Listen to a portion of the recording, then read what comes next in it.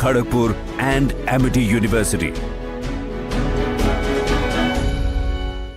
चमकी चाट से क्या बना है? सैंडविच लस्सी और छाछ और हर घूंट में चमकी चाट, ड्राई फ्रूट और दही बड़े। चमकी चाट से स्वाद बढ़े। असली स्वाद सिर्फ चमकी चाट।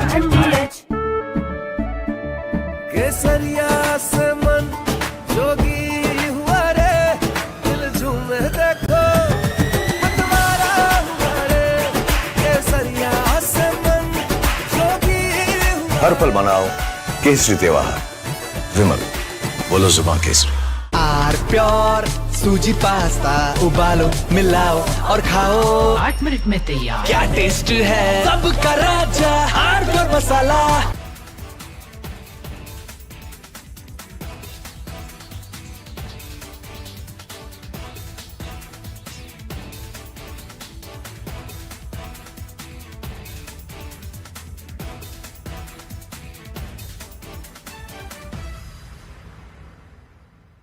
Ladies and gentlemen, I want to talk tonight about an incident where an FIR got registered against 4 people.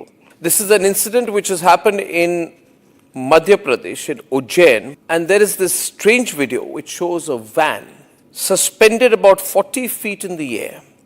And it's suspended with a crane, some kind of a huge big crane. And there are explosives which are put inside this van, and then the van is detonated. Watch this very carefully, ladies and gentlemen. This is apparently during a Muharram procession where the organizers fill a car with explosives, lift it 40 feet in the air with explosives, put a slogan on the vehicle saying, "Le fir aage," which means, "Look, we are back." And then they explode the van. And at that point of time, there are posters put, there's a lot of mayhem. It's also seen in the video that there are 2 people who are waving red flags before the blast, and the car is detonated mid-air amidst the spectators. There are videos from an Instagram account which also show a young man performing other explosion-related stunts, such as filling a drum with explosives and blasting it. And there are intense explosives used out there. This is all a celebration of explosions. These are not fireworks, let me tell you this, viewers. Now the police arrested the accused, and there was a procession of the accused also taken out. The accused identified as one Shoaib, Zahid Khan and Taslim. Shoaib organized the event, and Zahid and Taslim were the ones. Shame on Meta, shame on Mark Zuckerberg. I'm talking about what Meta is doing to our children. I'm talking about sexual abuse, pedophilia and child pornography being encouraged by Mark Zuckerberg. Algorithmically, they are directing users to channels where sexual abuse material is being sold. This is not content moderation failure. This is commercialization of child sexual abuse. When we follow it up, we are told we cannot remove this content because according to Facebook, this does not go against their community standards. I say to Meta, you're being told to fall in line. You must not just atone, you must pay. You must explain why you allowed this child sexual abuse to continue. You must answer, you must not run. You're answerable to the people of India, and the people are asking you, if you want to continue to do this, don't seek a justification for it, for the people of India will not allow you to get away with child sexual abuse. थोड़े में ज्यादा स्वाद, यही तो है इसकी खास बात। वाओ मामा, क्या स्वाद है? अरे मेरे राजा, सबका राजा आर प्योर मसाला। केसरिया से मन जोगी हुआ रे, दिल झूमे देखो मतवारा हुआ रे। केसरिया से मन जोगी हुआ। हर पल मनाओ केसरी त्योहार। विमल, बोलो जुबान केसरी। चमकी चाट से क्या बना है? सैंडविच लस्सी और छाछ और हर घूंट में चमकी चाट। अब बताओ, स्वाद आया? असली स्वाद सिर्फ चमकी चाट। Ladies and gentlemen, yesterday I said that Bhagwan Man's problem is that in the process of covering up one lie, he is lying a second time. So to cover 2 lies, he lies a 3rd time and a 4th time. And now he's in a big trap. He is doing everything possible to save his job. but it's going to become more and more difficult for him. Plus, I think he has some very foolish advisors. You see, this controversy is about a younger Bhagwant Mann. He's about 52 years now, 52 or 53. And the video apparently goes back to the time he was 39 years old. This is a video he's released. Let me first show you the other video, the controversial video. This, ladies and gentlemen, is a picture of Bhagwant Mann at the age of 39.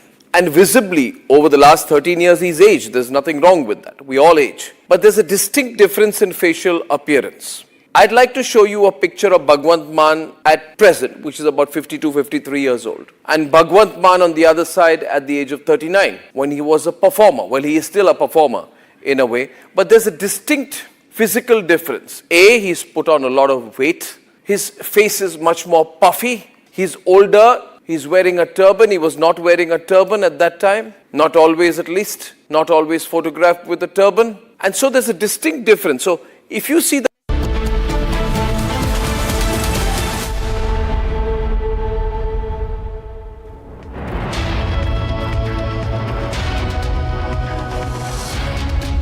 Hello viewers, a very good afternoon. You're watching Republic. I'm Chongtham Amrita, and in a gruesome manner, a 12-year-old girl was raped and killed and thrown in a pond, and this happened a few days ago in West Bengal, in Baripur area, where the main accused have been arrested and now killed in a police encounter while the police was trying to recreate a scene of how that took place. That again shows the Bengal government's resolve for zero tolerance in such kind of gruesome murder of rape and murder of such minors. We're tracking all of these details and more, but first take a look at the headlines. Trump makes huge statement, says Iran ceasefire is over, calls Iranians liars and scum.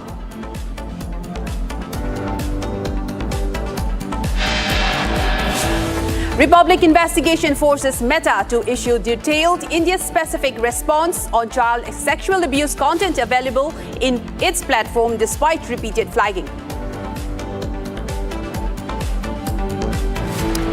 Meta goes all defensive, refuses to take ownership for removal of child sexual abuse content after Republic's big expose. Republic continues investigation in Meta's child sexual abuse scandal after the social media giant refuses to take down disturbing content. Baripur rape and murder accused shot dead in police encounter during crime scene reconstruction.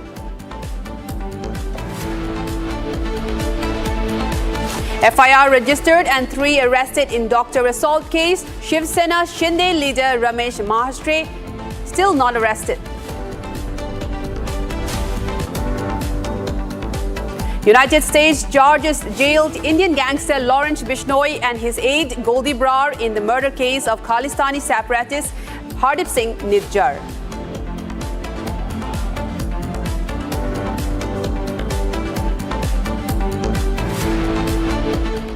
Viewers, we begin with a major breaking story at the moment. A key Lashkar-e-Taiba commander has been killed in an encounter between security forces and terrorists in Jammu and Kashmir Shopian district. Now, Zakir Ganai, he was one of the 2 terrorists who were first spotted by surveillance cameras on July 3 in a dense orchard in the area. Now, his body has been recovered, marking a significant breakthrough for security forces in the massive anti-terror operation, which has been going on for 5 days. Now, meanwhile, search operations also remain underway for the other terrorists. In a major police encounter, this where a major Lashkar terrorist has been killed in the police encounter, and now major search operations are also being carried out. This happened in Shopian district of Jammu and Kashmir, a major anti-terror crackdown where a Lashkar terrorist has been killed. The man has been identified as as Zakir Ganai, and search operations are still being carried out for the other. Now, viewers, I'm joined by my colleague Zinat to give us more details in this. Zinat, thank you so much for joining us, and I'd like more details into how this encounter took place. We know that an LET terrorist has been gunned down in the police encounter, and a separate search operation are also being carried out in Shopian district. Can you give us a big breakdown of the latest developments in Shopian district? See, I'll take you to the visuals on the ground that we're showing you, that this is the encounter area where the Jawans of Indian Army are holding the ground for the last 5 days. The men and machinery on the ground. Then you see the quadcopter, the aerial surveillance being done to see that everything is under radar and nothing goes out of sight. You see the security forces. This is Jawans of the Indian Army. We are seeing 55 RR, 20 RR, 3 para, which is a special commando force of the Indian Army. They are holding the fort along with the SOG of Jammu and Kashmir Police. The Indian Army Jawans are taking care of the entire area. This operation started on Saturday evening when the firefight was between the terrorists and the joint security forces. That today morning a dead body of a terrorist, A++ category LET commander Zakir Ghanai has been recovered from these orchards only, although the dead body of the terrorist was stinking. That tells you that he was neutralized a day before or so. But today morning when the Indian Army were carrying the search operation in the entire area, his body was found along with arms and ammunition. Then the body was taken into the custody by the Jammu and Kashmir Police, being the local force head, so to take care that nothing goes out of sight. We are seeing still the cordon and the search being maintained by the Indian Army along with the other forces. Although, as per the intelligence reports that suggest that 2 terrorists were earlier trapped, one whose body has been recovered and the second one is still in the area. Whether he has been neutralized or he's hiding, for which the hunt is on. The Jawans of the Indian Army we see holding the is holding the ground here when it comes to Chanapora encounter. This is Shopian, South Kashmir, some 100 kilometers, 85 to 90 kilometers from the Srinagar city, and here the security forces are on the ground for the last 5 days. Because if you remember the visual that we played on Saturday evening, the visual of the CCTV camera where the 2 terrorists were spotted and then the search was extended. One of the terrorists who was seen in that very CCTV footage has been killed. He's been identified, a local terrorist from the Kulgam, which is an adjoining district from here. That is, he has been neutralized. Indian Army maintaining the ground, and also they are taking the search to other villages as well. Although the situation remained normal on the ground, but we are seeing an anti-terror operation in the Kashmir Valley after 8 months. Last time it was in October, where 2 terrorists were neutralized in Kulgam.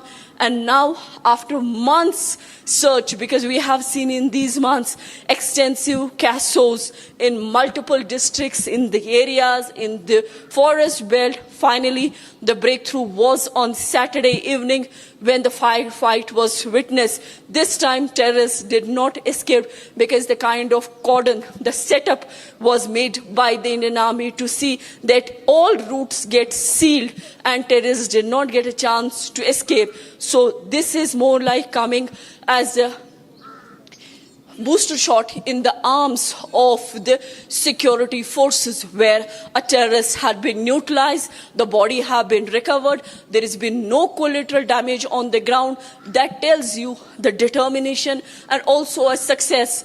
After 5 days of hard work, a dead body has been recovered. That's right. A massive anti-terror operation also being conducted across the region. It has intensified since the past few days. Thank you so much, Janet, for all of those details. We'll continue to track this story and get back to you for more updates.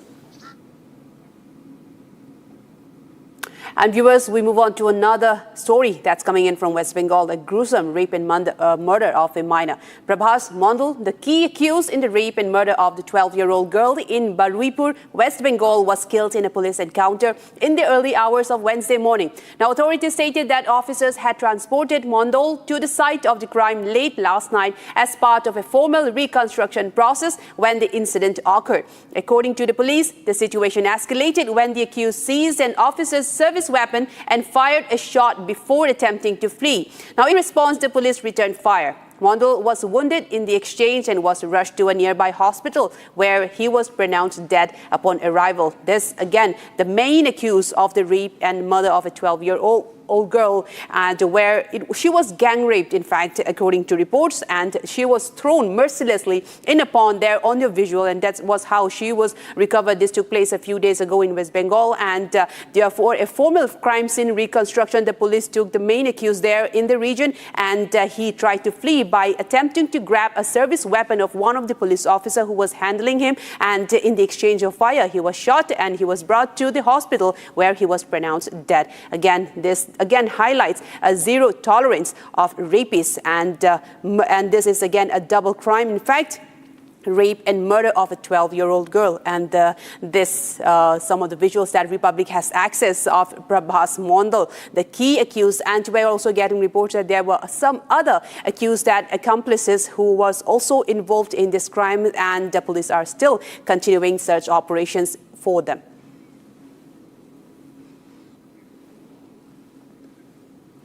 And viewers, Republic has also filed a report from the encounter site where the accused was shot dead after an alleged attempt of open firing at the police. Let's take a look at the report.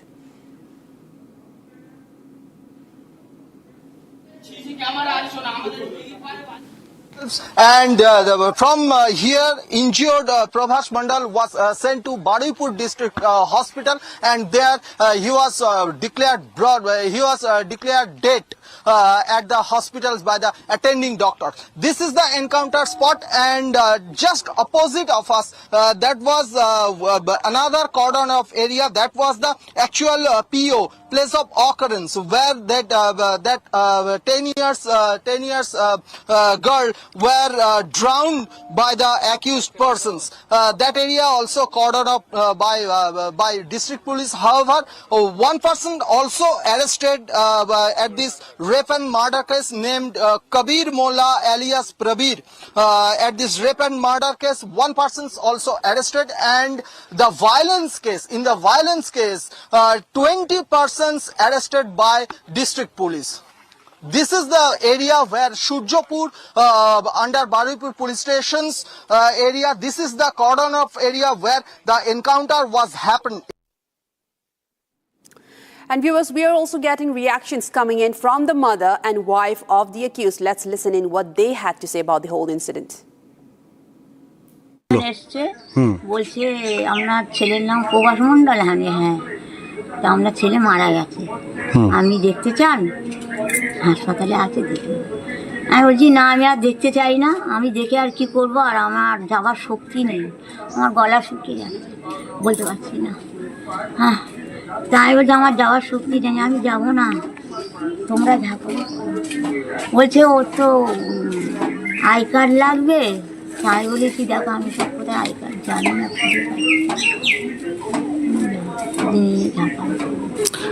আমার কষ্ট, মার তো কষ্ট হবে, আমি সে কষ্ট দরকার নেই, ও যা কর্ম করেছে তাতেই গেছে, আমার শান্তি। মানে ও যে নাবালিকার সঙ্গে যে অত্যাচার করেছে তাতে ওর মৃত্যু হয়ে গেছে, ভালোই হয়েছে। আপনারা কি মৃতদেহ আনতে যাবেন?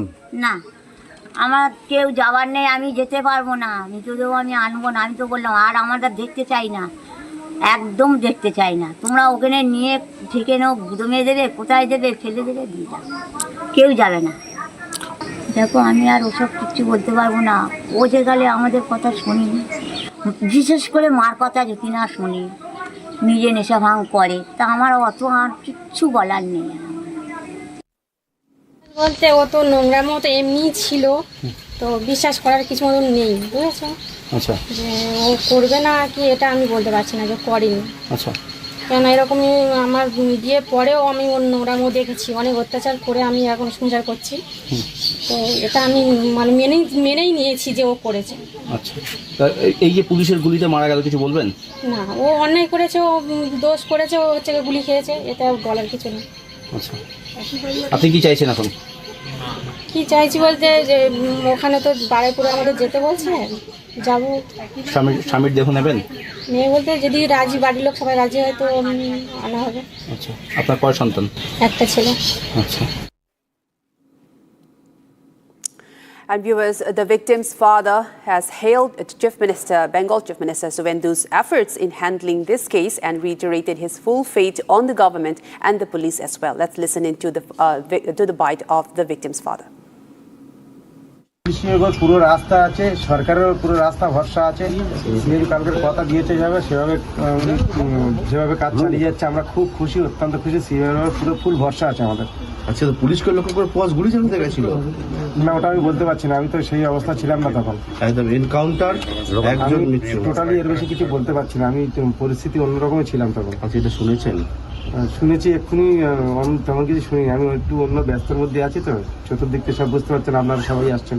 পুলিশের ভূমিকায় যে একদম পুলিশের উপরে পুরো ফুল ভরসা আছে, পুলিশ না থাকলে আমরা এত এগোতে পারতাম না। পুলিশ যেভাবে তদন্ত করছে, 4 জনই তো অ্যারেস্ট হয়ে গেল। খুশি, তাতে খুশি। আরো যারা আছে তারা অ্যারেস্ট হবে, দোষীদের শাস্তি হোক, এটুকু আমি চাইছি। দাদাও এই জিনিসটা খুব মাথায় রেখেছে, দাদা আমার ভরসা দিয়েছে, দাদার ওর ফুল ভরসা আছে। ওর যে সিএম আছে না, ওনাকে দাদা বলে আমরা সম্মান করি। দাদা ফুল ভরসা দিয়েছে, ওনার ওর ফুল বিশ্বাস, আশা, ভরসা সব আছে। বাকি 3 জনের আমি কঠোরভাবে সাজা চলছি। দাদা বলে তুমি শুধু আমার কাজ দেখে নাও, আর সত্যি দাদার উপর আমাদের ভরসা আছে। খুশি আপনারা? আপনি খুব খুশি। And viewers, we shift our focus to the war that's brewing now from Iran. Now, Donald Trump has attacked several sites. He claims that strikes as retaliatory. Now, tensions between the U.S. and Iran have escalated once again as President Donald Trump has ordered strikes on multiple targets in Bandar Abbas, which is Iran's strategic port city on the Strait of Hormuz. The United States also says that these are retaliatory actions following recent provocations, as they claim from Iran, saying that Iran has struck several bases along the Strait of Hormuz. This as the ceasefire between Iran and the U.S. has officially come to an end after Donald Trump's announcement. Let's take a look at this report.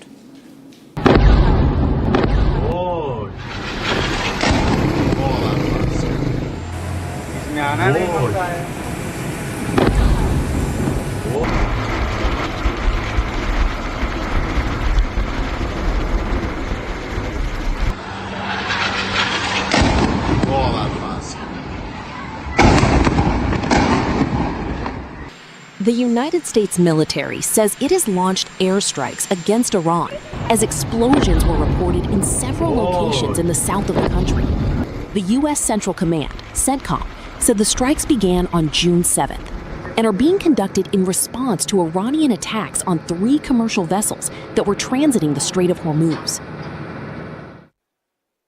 U.S. Central Command forces have begun launching a series of powerful strikes against Iran to impose heavy costs for targeting and attacking commercial shipping crewed by innocent civilians in an international waterway. The U.S. strikes are in response to Iranian attacks on 3 commercial vessels that were transiting the Strait of Hormuz. Iran's demonstrated aggression was unwarranted, dangerous, and a clear violation of the ceasefire. Iranian media reported several explosions in the southern port city of Sarik, where projectiles were said to have hit commercial and fishing piers, as well as Keshem Island and areas near Bandar Abbas. The U.S. strikes targeted Iranian air defense systems, coastal surveillance systems, surface-to-air missiles, anti-ship cruise missiles, and drone launch sites. Iranian state media reported that several people were injured by shrapnel at the Sarik commercial pier.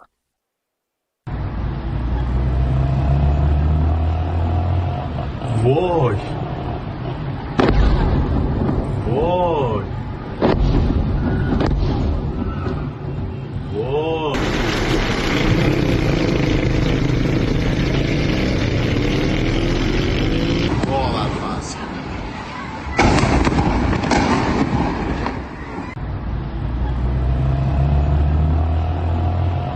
Boy. Boy. Whoa.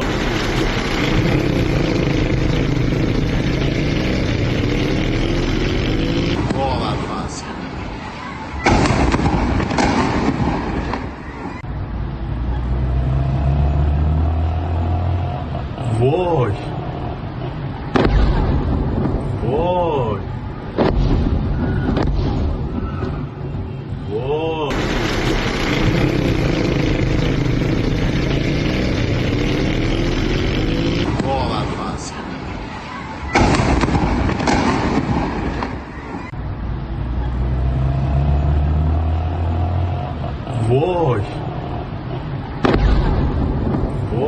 God.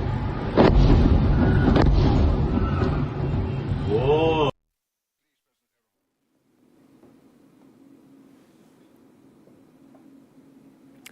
And now, viewers, we shift focus to another major story that's developing. Now, doctors at the Shastri Nagar Hospital have gone on strike after a Shiv Sena corporate allegedly assaulted a doctor and staff members at the hospital. Several investigations.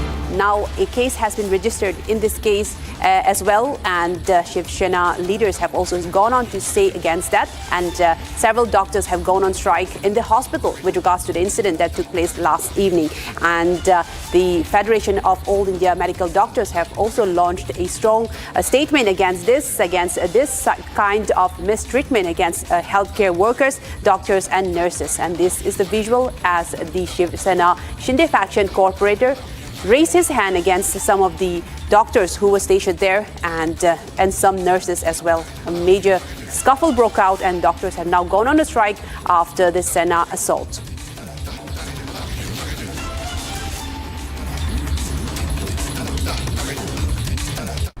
त्या ठिकाणी जी काही घटना झाली त्याबद्दल मी पहिला दिलगिरी व्यक्त करतो आणि मी ठासून सांगतो या ठिकाणी का मी महिला डॉक्टरवर हात उचललेला नाही.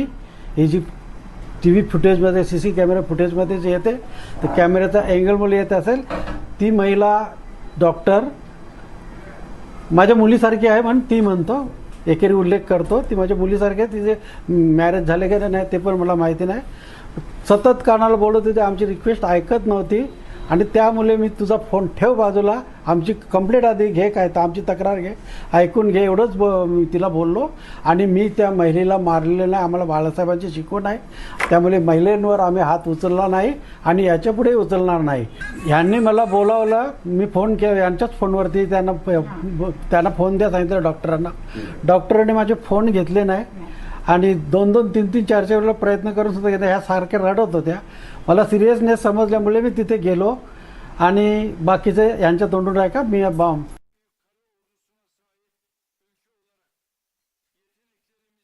मेरे बेटी लड़की का प्रेग्नेंट थी और हॉस्पिटल में एडमिट करने के लिए गई और उसका सोनोग्राफी किया और हॉस्पिटल में लेके गए तो उन लोग ने बोला है क्या इमरजेंसी है तो इधर हो नहीं सकता है, सायन में लेके जाओ.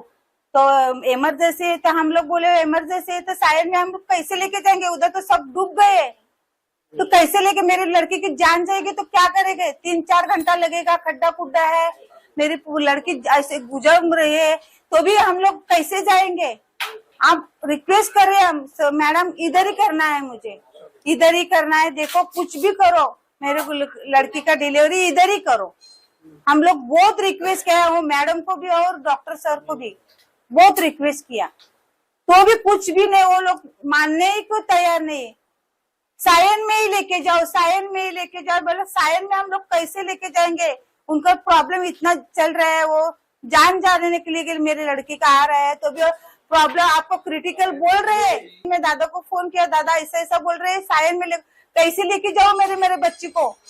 तो दादा ने बोले तुम लोग क्या करे मेरे को बताओ, ऑक्सीजन लेवल नहीं है तो मुझे बताओ. कौन रमेश मात्रे, जानते नहीं, ऐसे बोलने लगे दादा को हम लोग डॉक्टर लोग. फोन ही लिए नहीं रहते, इसीलिए दादा हॉस्पिटल में आए. दादा इतना हम लोग की हेल्प करते हैं ना, कुछ भी नहीं, रात देखते नहीं, 2 बजे नहीं देखेंगे, 1 बजे नहीं आ जाएंगे, दौड़ के आ जाते हैं, लेकिन कभी ना नहीं बोलते. इसीलिए मैंने कॉल किया दादा को. Now, this gruesome incident that happened, now the BMC Mart strongly condemned this attack and assault on doctors, nurses and healthcare personnel that took place at Kalyan Dombivli Municipal Corporation's Shastri Nagar Hospital. They have said that violence against healthcare professionals is unacceptable under any circumstances. Doctors, nurses and all healthcare workers dedicate their lives to serving patients and deserve to work in a safe and secure environment.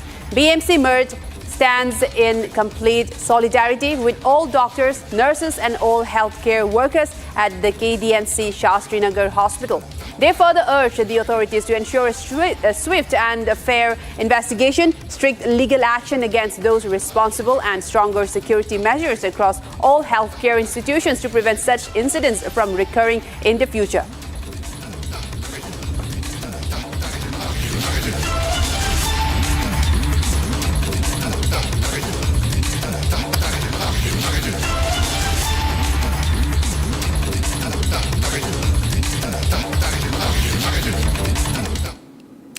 And with that, viewers, we come to the end of this bulletin, but we'll continue to track more stories on the other side. As now, US President Donald Trump has made a huge statement. He says that Iran's ceasefire is over and calls Iranians liars and scum. Coming up, all of this after a very short break.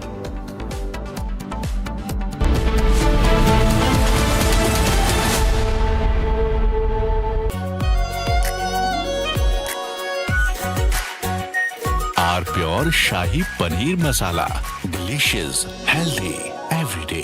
रानी, इस घर में कुछ है जो टूटता नहीं। ये pillar कभी नहीं टूटेगा। रुंगटा स्टील टीएमटी से बना। रुंगटा नहीं तो घर स्ट्रॉन्ग नहीं। रुंगटा स्टील टीएमटी बार एकदम सॉलिड। चमकी चाट से क्या बना है? सैंडविच, लस्सी और छाछ। हर घूंट में चमकी चाट। ड्राई फ्रूट और दही बड़े। चमकी चाट से स्वाद बढ़े। असली स्वाद सिर्फ चंकी चाट।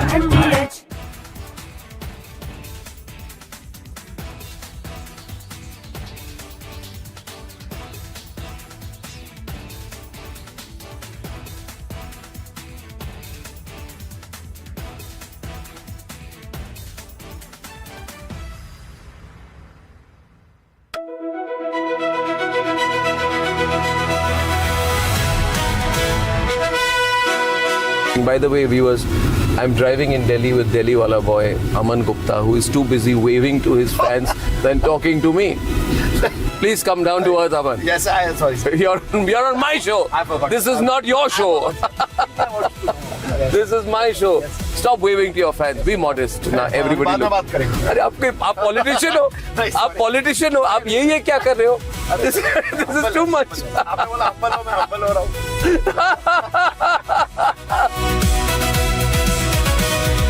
You became very famous during Balika Badhu. At that time, there was a huge amount of fame and focus. Right? There was. People must be writing about you. The paparazzi would have written about you. There were no paparazzis at that time. You're not that old. Don't No, I mean it. There were no paparazzi. You were no paparazzi at that time. There were no paparazzis. This has happened now? There was no Viral Bayani then? Back then, it was just, What do you mean back then? No, if you keep talking, I'm over a decade older to you. If you keep saying back then I'll stop driving the car here. No, I'm sorry. I don't mean... What am I then? Back then.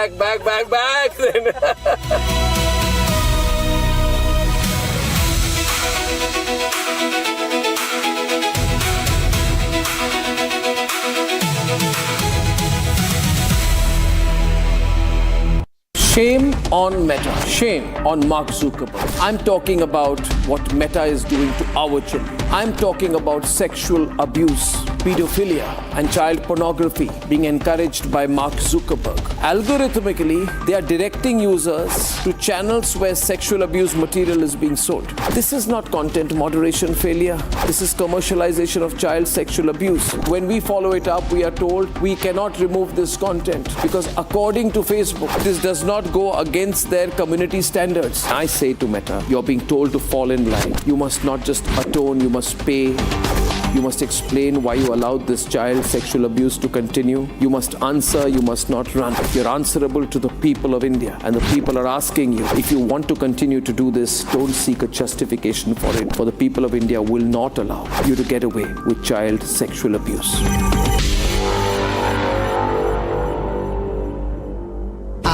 Pure suji pasta उबालो मिलाओ और खाओ 8 minute में तैयार। क्या test है सबका राजा आर प्योर मसाला। केसरिया से मन जोगी हुआ रे दिल झूमे देखो बंटवारा हुआ रे केसरिया से मन जोगी हुआ। हर पल मनाओ केसरी त्योहार। विमल, बोलो जुबान केसरी। चमकी चाट से क्या बना है? सैंडविच, लस्सी और छाछ। हर घूंट में चमकी चाट। अब बताओ स्वाद आया? असली स्वाद सिर्फ चंकी चाट। Ladies and gentlemen, I want to talk tonight about an incident where an FIR got registered against 4 people. This is an incident which has happened in Madhya Pradesh, in Ujjain, and there is this strange video which shows a van suspended about 40 feet in the air, and it's suspended with a crane some kind of a huge big crane, and there are explosives which are put inside this van, and then the van is detonated. Watch this very carefully, ladies and gentlemen. This is apparently during a Muharram procession, where the organizers fill a car with explosives, lift it 40 feet in the air with explosives, put a slogan on the vehicle saying, "Le fir aage," which means, "Look, we are back." And then they explode the van. And at that point of time, there are posters put, there's a lot of mayhem.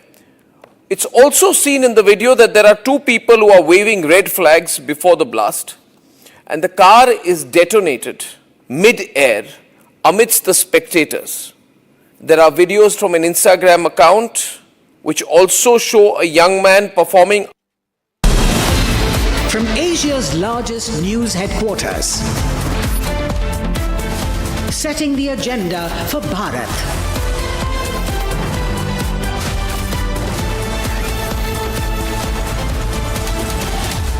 You're watching Republic.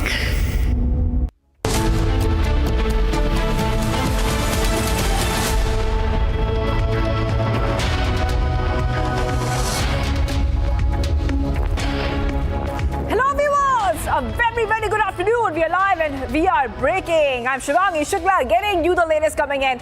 A big update has come in from US President Trump. He says that the ceasefire with Iran is over. He has used some unparliamentary words when it comes to Iran. And he says, I really don't see any future when it comes to the ceasefire between America and Iran. This is a new development coming in. We'll get to all those details.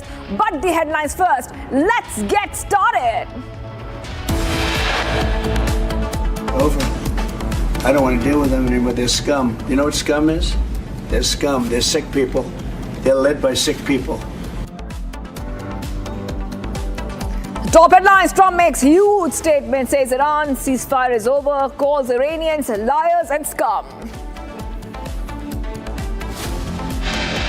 Republic investigation forces Meta to issue detailed India-specific response on child sexual abuse content available on its platform despite repeated flagging.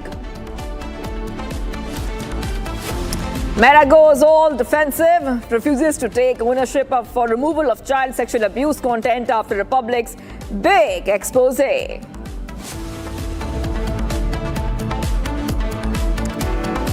Republic continues investigation in Meta child sexual abuse scandal after social media giant refuses to take down disturbing content. Pararipur rape and murder accused shot dead in police encounter during crime scene reconstruction. FIR registered and 3 arrested in doctor assault case. Shiv Sena Shinde leader Ramesh Matre still not arrested.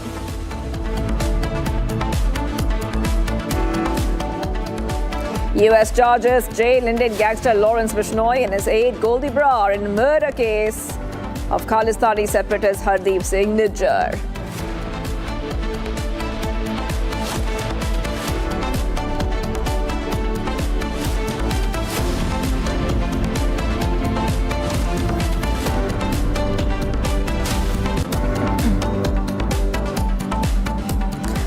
Getting you big updates coming in here on Republic TV as Trump states that the ceasefire with Iran is over. Israel's media reports that U.S. Secretary of War Pete Hegseth has now cancelled his visit to Israel, which was previously scheduled for later today. This is a huge update coming in. What exactly is happening when it comes to America-Iran? Well, things are looking very shaky now.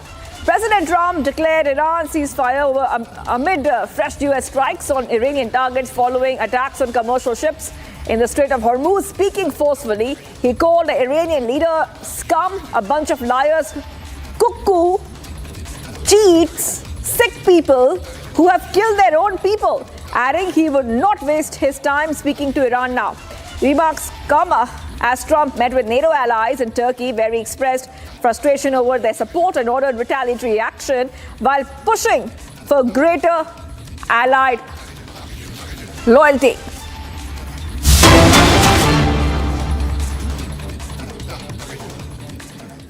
We're getting visuals coming in on your screen. from Iran of the grand funeral which is taking place as we speak of the previous supreme leader. And it was a send-off which took a couple of days. The funeral events are happening for Iran's former supreme leader Khomeini. Are they underway as we speak? These visuals are coming in from Tehran. Khomeini's coffin is making its way to the streets of Najaf, to the shrine of Imam Ali, Prophet Muhammad's son-in-law. Thousands of mourners have gathered in Iraq. So this is Iraq, as funeral processions for Iran's slain Supreme Leader Ayatollah Ali Khomeini has begun. And Iran has begun 6 days of public funeral ceremony for Khomeini, including a day dedicated to neighboring Iraq. The marathon ceremonies are taking place. A massive procession has been happening in Iran, and Iraqi officials and senior politicians received Khomeini's remains in the presence of Iranian President Masoud Pezeshkian and the late leader's eldest son, Mustafa Khomeini. ماجورين جميعا إن الله تعالى أول ما يغفر للمؤمن أول شيء يعطي للمؤمن يغفر لمن حضر تشييعه. اللهم اغفر لنا يا الله وارحمنا. لا إله إلا الله. الكل صوت واحد. لا إله إلا الله. اخوان المشيعين منا شويه فد خطوتي اللي ورا رحم الله والديكم. خلي الجنازه توصل لهنا حتى تحصلون ثواب الصلاه اخواني. رحم الله والديكم.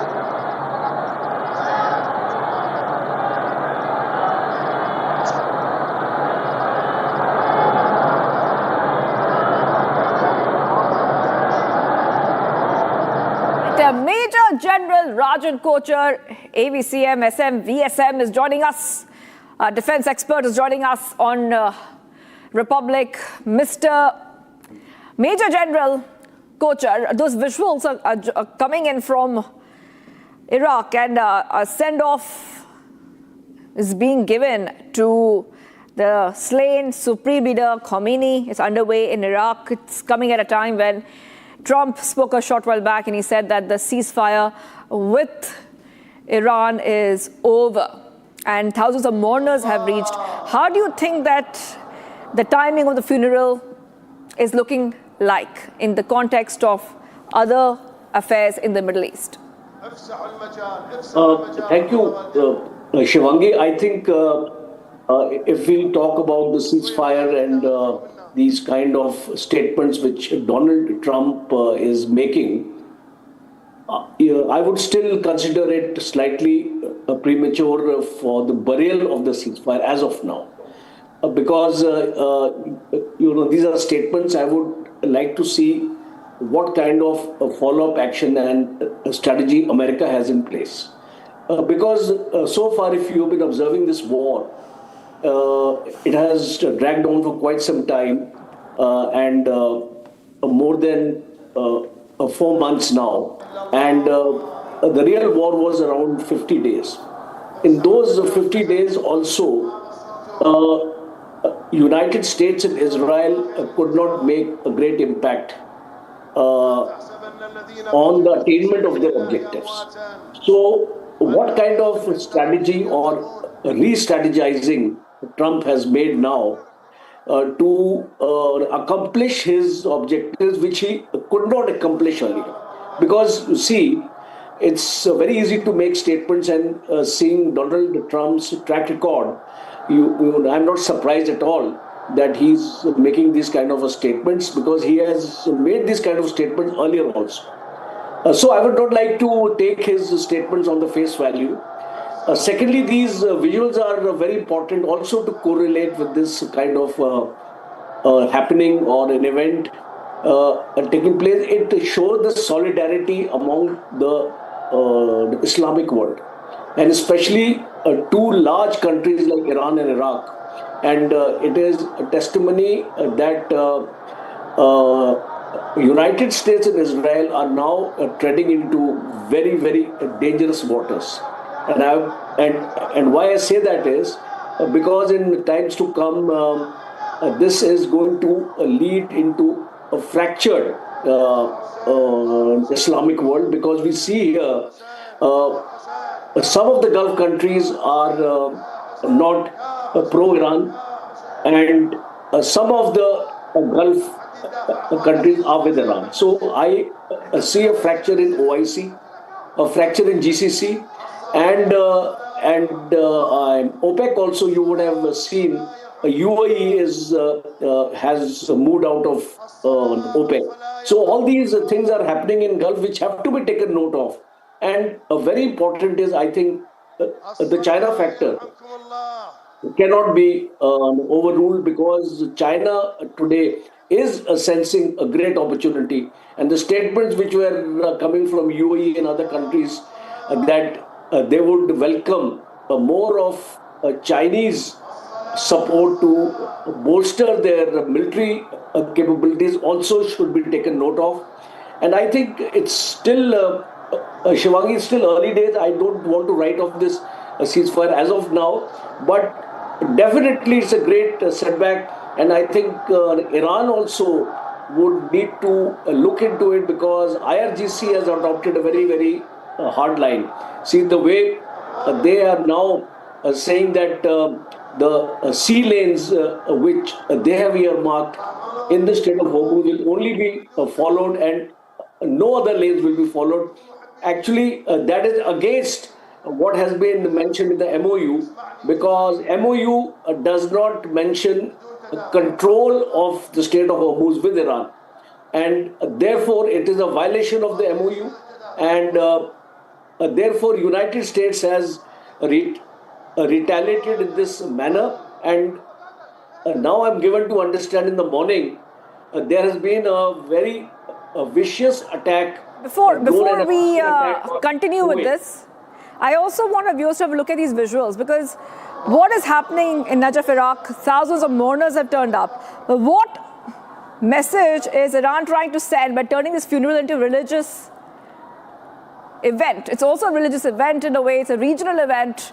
It looks like the entire Middle East is coming together. I want to go across to Rakshita as well, who's joining us.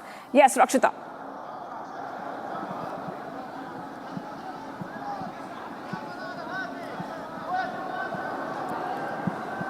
Right, this is the final farewell to Ali Khamenei and the supreme leader, the former supreme leader, and his procession, the funeral procession, his coffin is moving towards the spiritual heart of Shia Islam, the shrine of Imam Ali, who is the first Imam of the Shias, Prophet Muhammad's son-in-law and the cousin. And this is happening as far as the spiritual farewell is concerned, and this procession will return back to Iran tomorrow, where he will be laid to rest in Mashhad of Iran. And you can see that how thousands of the Shia Muslims, the community is paying homage to the Shia leader, who was Ali Khamenei, not just a political leadership, but of course it was a Shiite leadership. And the world, the entire Shia community today is marking this this last rite as Shahidi and sacrifice of their leader. And the entire world, or the community, the Shia Muslim community, is in mourning, as we've seen many reactions that have been coming in from different Shia countries and Shia majority countries and Shia leaders as well. And you can see that thousands have gathered in Najaf of Iraq as the procession moves towards Imam Ali's shrine in Iraq, and they will return back to Iran. And tomorrow he will be laid to rest in Mashhad. You can see that this was a 5 to 7 day long farewell to Ali Khamenei. And this first we saw the world leaders also converging in Tehran for that. And now we see that the funeral events for Khamenei underway in Iran. We've seen that there have been placards. It's not just spiritual. We've seen during the funeral procession, there have been glimpses of what's happening as far as politically the situation in Iran exists, where there have been many slogans against the United States. Of course, he was killed in United States strike, and he was killed in American strikes, and of course, many placards were being held by those who had gathered, and also there were a lot of there was a section who were against Pezeshkian also, which of course shows how divided there are in terms of the politics of the country right now stands, which is we see the funeral also projecting national unity and unity of the entire community, the Shia community, but we've seen many hardline attacks on the president that is Masoud Pezeshkian, and even slogans chanted against Foreign Minister Abbas Araghchi. So there have been tensions in Iran in the aftermath of the war, and now when we get Donald Trump's statement declaring that the ceasefire is over, that of course revives more tensions. But yes, you can see this is the spiritual abode for the Shia Muslims in Iraq, where we see the funeral procession is moving towards the shrine of Imam Ali, and of course a solemn moment for the Shia community right now as they turn out in thousands in Iraq before the procession heads back to Iran. Shivangi. Absolutely. Well, thank you, Rakshita, for getting us all those updates. Live pictures coming in of the coffin being taken to shrine of Imam Ali, the Prophet's son-in-law. We'll be coming back to the story, but I really want to move ahead. In the meanwhile, we have seen a lot of escalation.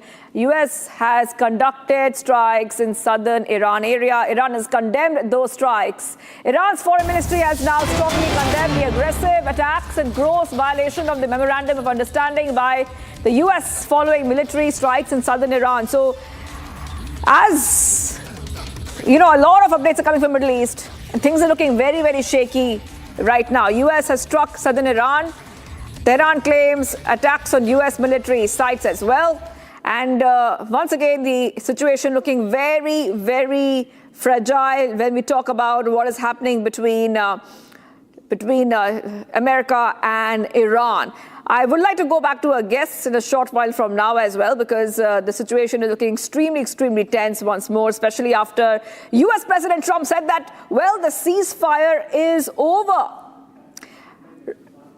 All right, let's go to Rakshita. Rakshita, now we see that Donald Trump has called the ceasefire waste of time. And the question is that we thought that this is good news, the MOU sign was good news, but it's looking like it is not, because again, strikes have escalated. Absolutely. Well, this ceasefire was fragile right from day one.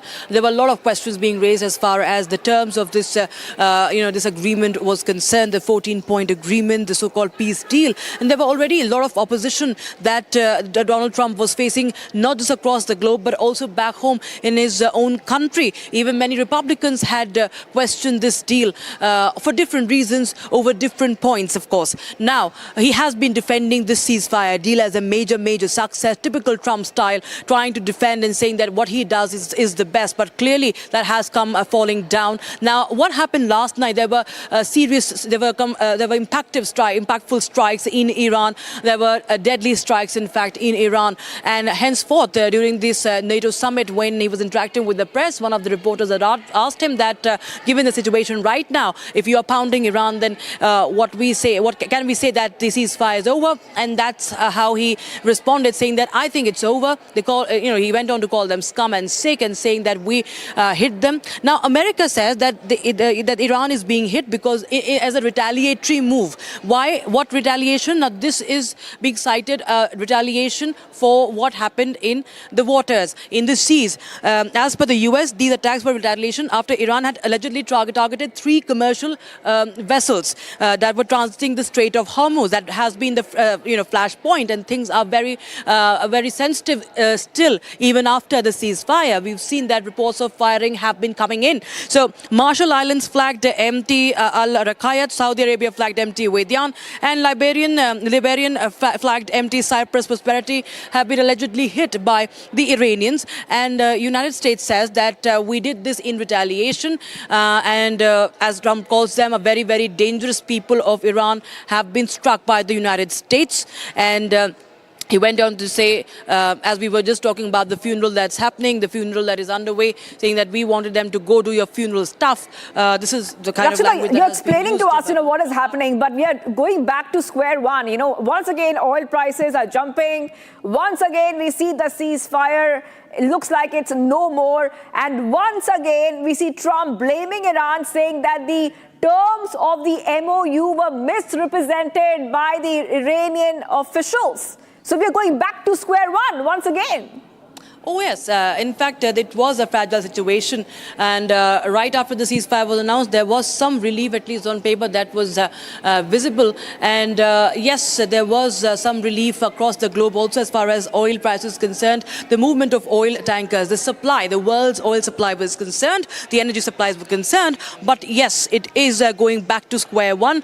Oil jumps, the oil prices are jumping across the globe as we speak, given the US strikes. In fact, there are now strikes in Bahrain and other Middle Eastern countries, also in West Asia that we are learning of right now. So yes, the situation is once again, reigniting, and Donald Trump has many questions to answer, or even Iran for that matter, because if commercial vessels are hit, that clearly shows that there has been no trust, and there has been no upkeeping of that trust as well. So now, in fact, as we speak, we're getting in breaking news, and let me just share this information with our viewers.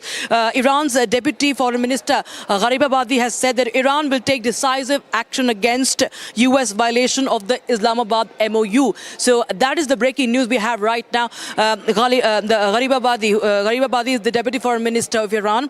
That is second to Araghchi. And now he says that Iran is going to fight back. So yes, we are going back to the same situation. At least that is what is being seen right now. Donald Trump had been thumping his chest, said that how he, in fact, got this ceasefire done, even though there were many questions about the terms of the agreement, and now right, it has absolutely. Absolutely. Rakshita, let's also go to a guest. I will just go to a guest, and then you can also join in. Major General Rajan Kochur is joining us.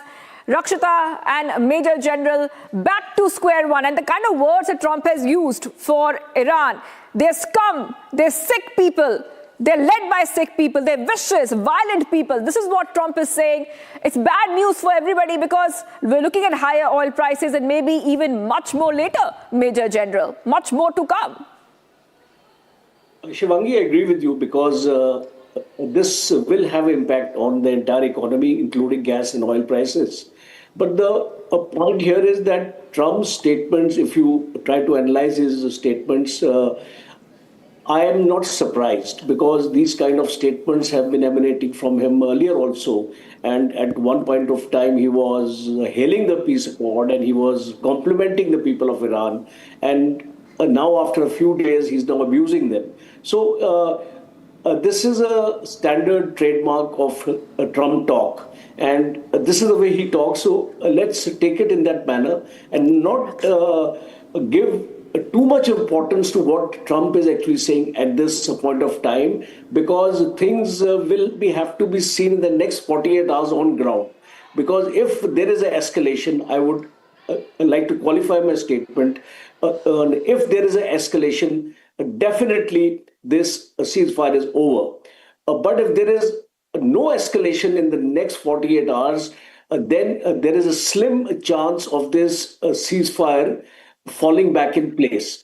And what is also important is that Iran has not been too happy the way US has responded to the unfreezing of its accounts, because it's quite some time in this 60 days of MOU, and there is a lack of trust. As Rachita also mentioned, there is hardly any trust between the two countries. So unless you restore a semblance of trust, only then this MOU can survive. with the absence of trust, I don't think this MOU can go ahead at all. Even after 60 days, we would have faced a similar kind of a situation. So I think this has to be from both sides. You see, trust cannot be one-sided. If Trump is saying that Iran has belied the trust, I think USA has also belied that trust. And they need to come up with concrete statements as Absolutely, Major far General. as... Major General, we will be discussing more on this. This is a huge update coming in. Entire world, of course, wanting to know, will these two patch up again or can we expect more escalation? Well, thank you, Rakshita. And Major General, please stay with us because we'll be tracking the story very closely. Taking a short break, do not go anywhere, viewers. We'll be right back. Escalation continues between Iran and the United States. President Trump calls Iran scum and says the ceasefire is over. This is the biggest global story. Do not go anywhere. We'll be right back.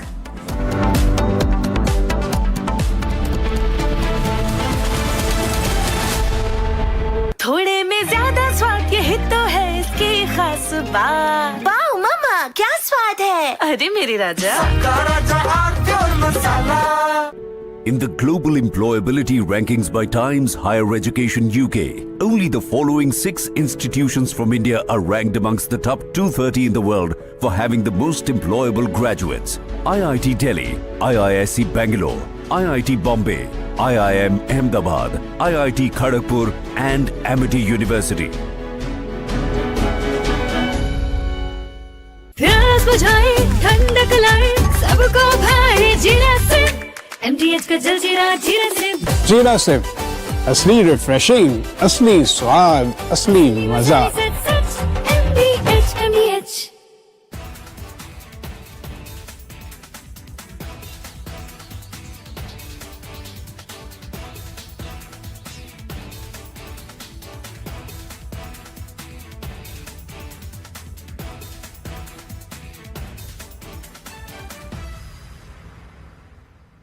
Ladies and gentlemen, yesterday I said that Bhagwant Man's problem is that in the process of covering up one lie, he is lying a second time.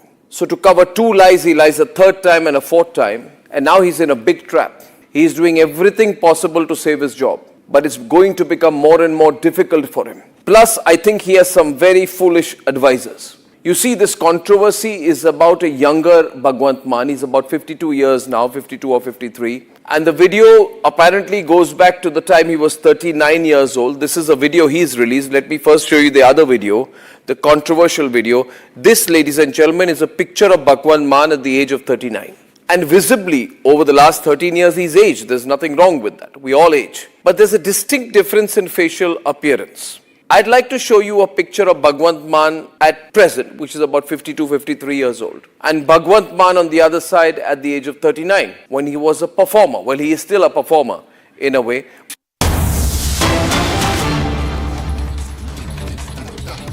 The much-awaited insurance reforms documents by the IRDAI is now expected by July end. And the public business has reliably learned that the regulator is considering doing away with upfront commissions to agents. It is likely that the commissions could be linked to products and the lifetime of the policy. Regulator is currently holding marathon meetings with industry reps and stakeholders on commissions, the role of intermediaries in selling insurance and other such reforms. I want to go across to my colleague Pranav from our Republic Business team. Pranav, take our viewers through the latest breaking news coming in. Well, in fact, we have been tracking this particular document. It's a crucial document that is going to set in motion the reforms that are expected in the insurance sector, primarily the commissions that are being paid to intermediaries, that is the agents. Now, just to give you a gist of what is happening right now, this insurance reform document that was expected in the first week of July will now be actually released somewhere by end of this month. What are we likely to expect? We are expecting some sort of reforms in terms of the commissions that are paid to intermediaries as well as agents. We are given to understand that marathon meetings are currently underway at the IRDAI, where stakeholders are currently suggesting what are the kind of reforms that they expect. This document, once released, will actually be available for public consultation, and after that the implementation is likely to be, it is likely to be implemented by January 2027. So yes, much awaited reforms. We are expecting that among others, we are expecting that the IRDAI may do away with upfront commissions and could in fact introduce commissions that are linked to the policy life.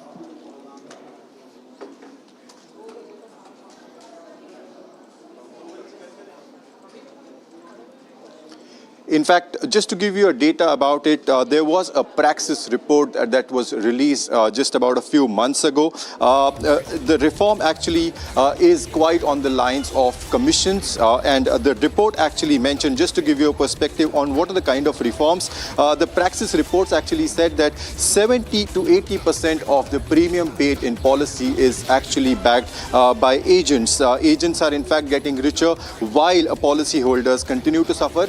Just one of the data points from the Praxis report was that 83% of consumers are frustrated with insurance buying and are tied to actually the agents. We have with us, we are actually joined by Mr. Vishal Bhave, practice leader, Insurance Praxis Global Alliance. Mr. Bhave, thank you very much for joining us on Republic TV.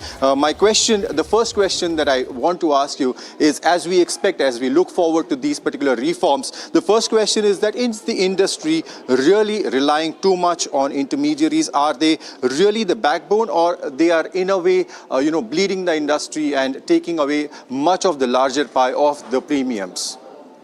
Okay, thanks, Pranav. Thanks for having me. Good afternoon to your viewers as well. So as we covered in the Praxis report, basically the challenge is that the profitability of the general insurers is under strain currently, right? So to answer your question about intermediary, traditionally insurance has always been an intermediary-driven business globally as well.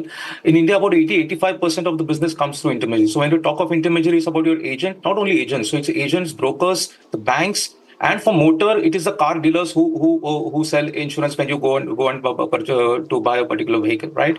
So the positive about having intermediary structure is that it has enabled reach, last mile access and servicing, especially in tier 2, 3, 4 towns. But the consequent challenges are also emerging, right? So one is very clearly the high distribution cost, which is causing a strain on the bottom line of insurers. Secondly, it also leads to customer ownership issues, because in our report also it very clearly shows that the intermediary is owning the customer more than what the insurer is supposed to do, which also then results in customer retention challenges. In general insurance, very clearly, if you look at the bottom line of insurers today, that out of every 100 rupees of premium which they collect, they are paying out more via claims paid, distributor costs and other operating expenses. So it's clearly not sustainable. Similarly, in life insurance, the persistency that is fairly a challenge right now. So out of 100 rupees of new premium which comes in year 1, half of it runs out by the end of year 5. So these are some of the challenges which are emerging out of this model.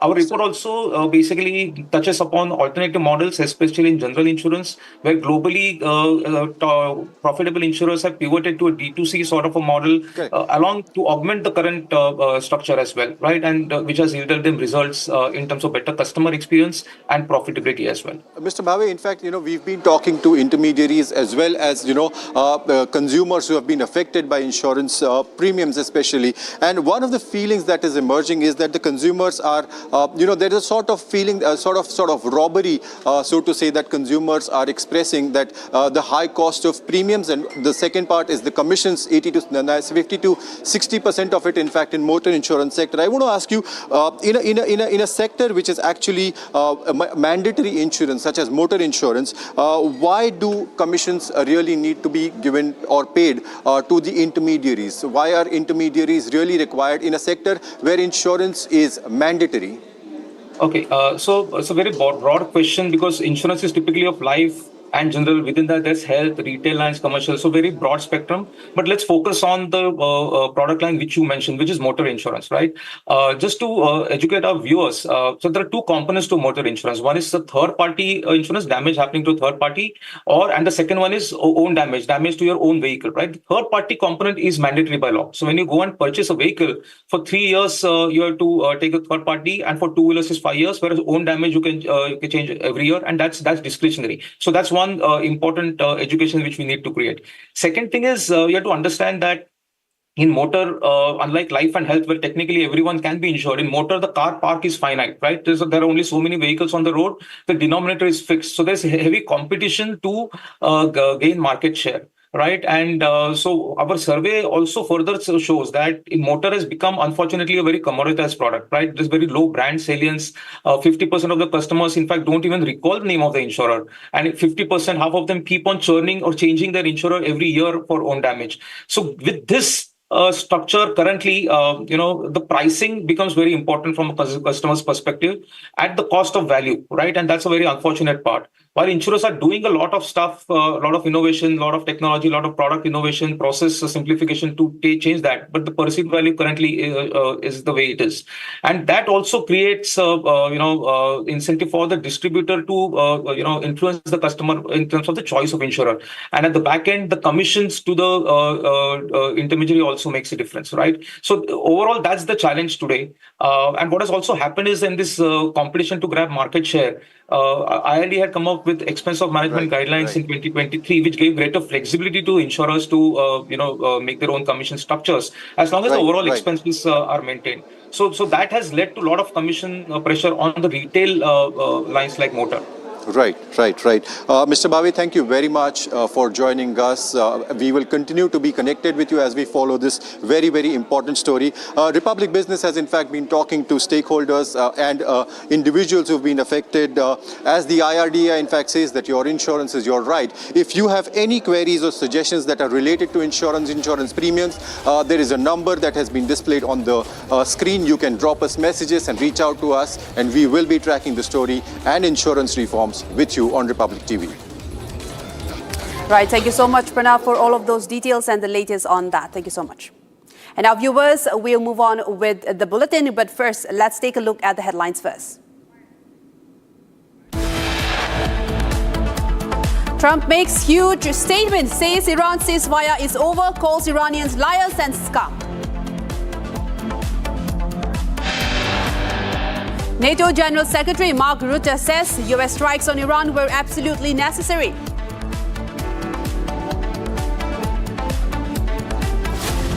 Iranian Foreign Ministry responds to U.S. strikes on Iran, says the MOU has been grossly violated.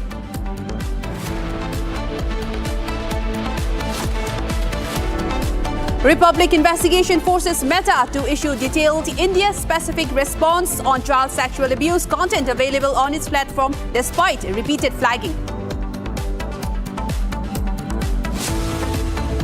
Meta goes all defensive, refuses to take ownership for removal of child sexual abuse content after Republic's big expose.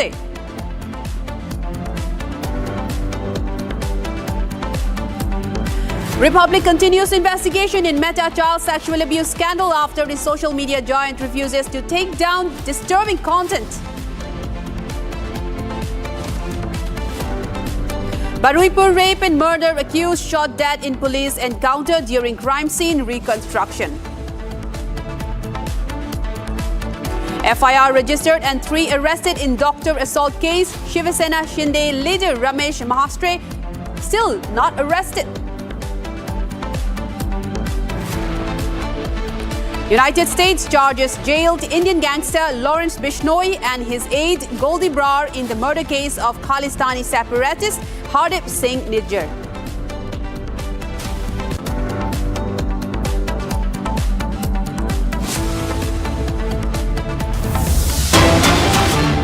Viewers, we have a big breaking news at the moment. NATO General Secretary General Mark Rutte has said that the new fresh launch of attacks by the United States against Iran was absolutely necessary. Now, he says that when you have a ceasefire and Iran is basically violating the ceasefire, I think it is totally crucial that the US forcefully reacts. And this is the statement coming in on the heels of the NATO summit that's being held in Ankara in Turkey. And Mark Rutte, he has said that the retaliation by the US against Iran is in fact absolutely necessary in his words. And he says that Iran has continued to violate the ceasefire. And this after Donald Trump has also announced that the ceasefire with Iran is now officially over, with war possibly resuming and even oil prices skyrocketing at about 6%, shooting up at around 6%.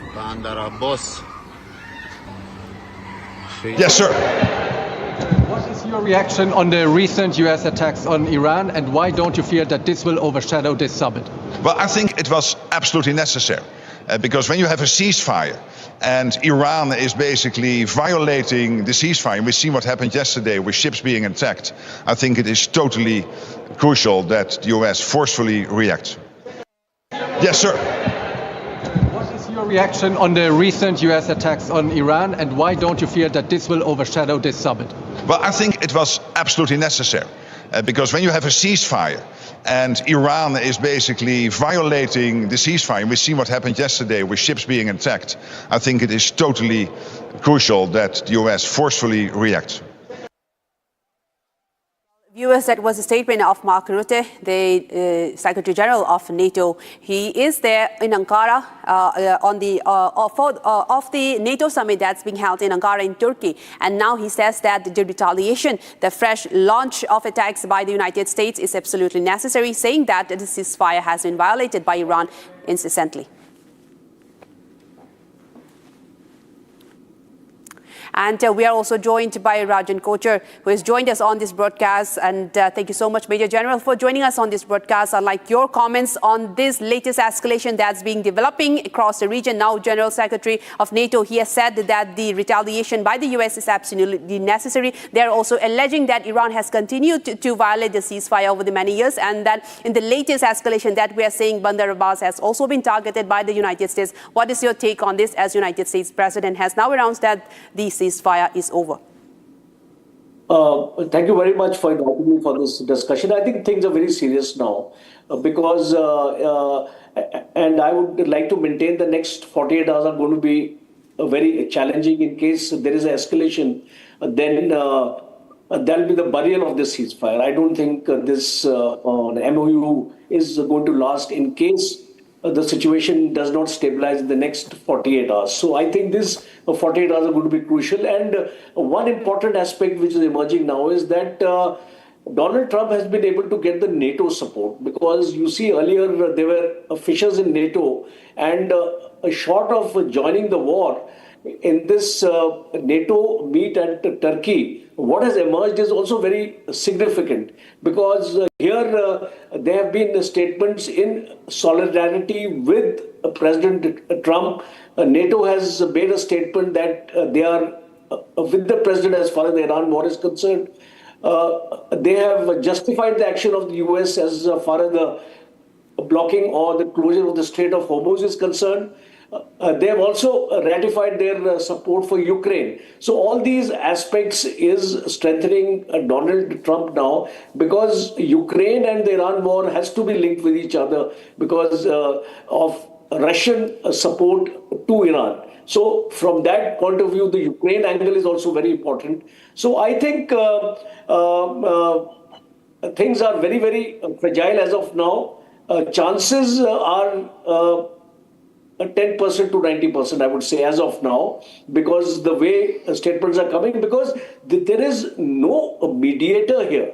There is no powerful entity here who can broker a kind of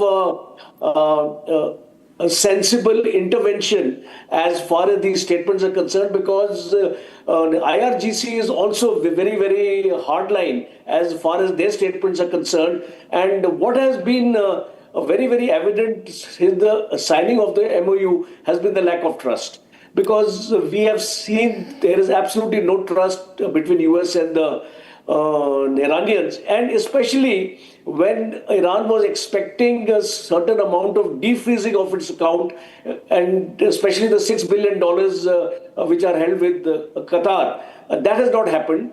And a second important factor has been the reimposition of the sanctions of oil, because US had taken off those sanctions as far as the exports and the imports of oil was concerned. I think those sanctions have been reimposed now. So that is also a very strong factor which will dictate Iran's response. Because as I can make out, Iran's response is also going to be a very a hardline one, and especially when the visuals, as we are seeing, when these funeral procession has actually got the entire country together, and it is not only Iran which has got together, the Shia countries like Azerbaijan, Iraq, Bahrain, because these are Shia-dominated countries. They have got together with Iran. So this kind of solidarity which Iran is actually getting is giving it more strength to fight Donald Trump. Right, Major General, I request you to continue to stay with us because we are going to take another breaking news that's coming, and it's regarding oil prices. Now, oil prices has now jumped 6% as Donald Trump says that ceasefire with Iran is officially over. Now, viewers, oil prices surged and stocks even fell after U.S. President Donald Trump has said that the memorandum of understanding between Iran and U.S. had that underpinned this ceasefire with Iran was over, in his words, and this follows an overnight of exchange of attacks between the two sides. Now, Donald Trump also made the remarks while speaking at a NATO summit in Ankara. And now, in the latest, the oil prices stands with Brent crude at as it rose at 6% to $78 per barrel, while European stocks fell 1.6% on the day. The dollar also strengthened, and the government bond yields climbed as investors weighed the risk of a renewed flare-up in inflation. Now, coming back to you, Major General, I would like your reaction as well. The major consequences of the West Asian war was the price of the oil and how the Strait of Hormuz was choked, restricting supply of global oil everywhere. And now with this latest remarks from the U.S. President and Iran also responding back to that, the violation of ceasefire and also ceasefire officially ending, and with the prices of Brent crude surging, how could that look like in the coming weeks and months if now we are to take that the war is officially resuming back? Very good question. You see, because 6% escalation has already taken place, as I see now, and if there's no going back onto the ceasefire, these prices of oil are going to cross $100 a barrel, and even more than that. And what is more significant is the implications on India, because you see, there was a certain kind of stabilization as far as India was concerned, and especially the fertilizers. You know, it is in the month of August our agricultural season starts, and we were expecting, it was very timely for the Strait of Hormuz to open for India, and this fertilizers were expected very soon. So now this will be a great setback to the farmers. It is going to push up the inflation in India. The prices of oil again are likely to boomerang again. And again, as I said, the petroleum products will also be impacted. And not only that, there are connected minerals also, which we were actually getting in the industry also. For example, I would say that, plastic industry was badly affected. So I think if you look at the overall perspective in the coming months, this will be a great setback, because much was expected this war will be over and things will stabilize, but I don't see it happening now, and we need to gear up ourselves as far as our own country is concerned, and we need to psychologically also tune ourselves for a price rise in all major commodities, including oil and gas. Right, Major General, do continue to stay with us. We are taking another breaking update that's coming in now. NATO General Secretary Mark Rutte has said again that 5,000 aircraft have flown from Europe to support military operations against Iran. Now this, as US has just geared up at the fresh launch of attacks and now saying that 5,000 jets has been deployed. Now, Major General, this is a very alarming sign that's coming in from US. And also just recently we have gotten, we got reports that Pete Hegseth, the War General, Secretary of War of the U.S., Pete Hegseth, has cancelled his trip to the Israel, and after this announcement was made. When it comes to Iran, I know you are disappointed. We discussed it a couple of weeks ago. I would say these are isolated cases. 5,000 planes taking off from European airports. in support of Epic Fury. It was Europe as one big platform of power projection for the United States, helping with Epic Fury, including countries you mentioned, Germany from day one, France, and many others. We discussed the Bucharest airport, which was closed for a couple of days for commercial traffic because you needed it for Epic Fury, and they were totally United fine. Kingdom wouldn't let us use the island for 2 weeks, so we had to fly back. No, so I'm saying you're right. There are isolated and cases. Italy was very bad, having to do with their bases, as you know, and a couple of others. So But still, generally, 5,000 is huge. And you mentioned Spain. Even you got Spain to pay 2%. They made a huge step in last year. So there's still issues we have to solve. But hey, also even on Spain, I would say they got to the 2%. And when it comes to Iran, I know you're disappointed. We discussed it a couple of weeks ago. I would say these are isolated cases. 5,000 planes taking off from European airports. In support of Epic Fury. It was Europe as one big platform of power projection for the United States, helping with Epic Fury, including countries you mentioned, Germany from day one, France, and many others. We discussed the Bucharest airport, which was closed for a couple of days for commercial traffic because you needed it for Epic Fury, and they were totally United fine. Kingdom wouldn't let us use the island for 2 weeks, so we had to fly back. No, so I'm saying you're right. There are isolated and cases. Italy was very bad, having to do with their bases, as you know, and a couple of others. So But still, generally, 5,000 is huge. And you mentioned Spain. Even you got Spain to pay 2%. They made a huge step in last year. So there's still issues we have to solve. But hey, also even on Spain, I would say they got to the 2%. And when it comes to Iran. All right, we are going to take another question with Major General on this. You may have heard Mark Rutte once again saying that, Major General, he said that 5,000 US jets has been deployed to support. Once again, he said that to support Operation Fury, saying that this is back on track. And Major General, I'd like to comment on that because this is in fact alarming. Just moments ago, Pete Hegseth has cancelled his scheduled visit to Israel and has gone back to United States. And now with this latest announcement by Mark Rutte against the backdrop of the NATO summit and this announcement by the US President, 5,000 jets have been deployed to support Operation Fury. Once again, your comments on this, sir. See, I think this is a very, very significant development because earlier NATO was not part of this war. And even till yesterday, NATO expressed solidarity with President Trump but did not indicate that they will join the war. But today, as we are seeing on your screen, 5,000 NATO aircrafts are going to be lined up to participate in this war. So now a major escalation is taking place now. So it seems now that it is, it is going to go to the culmination point, and US and the allies are not going to halt now. And this will be a major offensive and a major destruction of Iran. It will also not be limited to military targets now, because in case you want to put a country into submission, it will be something like what has happened in Gaza.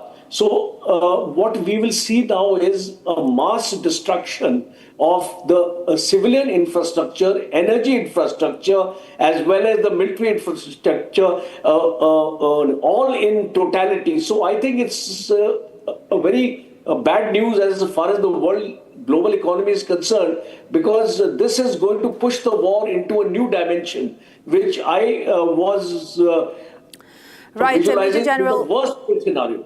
That's right. Major General, continue to stay with us. We also are joined by my colleague Ishita from the newsroom, who has more details into this. Ishita, I'd like to know more from you on this latest announcement from Mark Rutte. He says 5,000 jets, US jets, have been deployed to support Operation Fury. This statement he made on the NATO summit that's being held in Turkey. Give us more on that, Ishita, on the latest right, of course, Amrita, we're looking at a very big statement coming in from NATO chief. Mark has now said that about 5,000 1,000 aircrafts will be flown in from Europe to support US operations against Iran.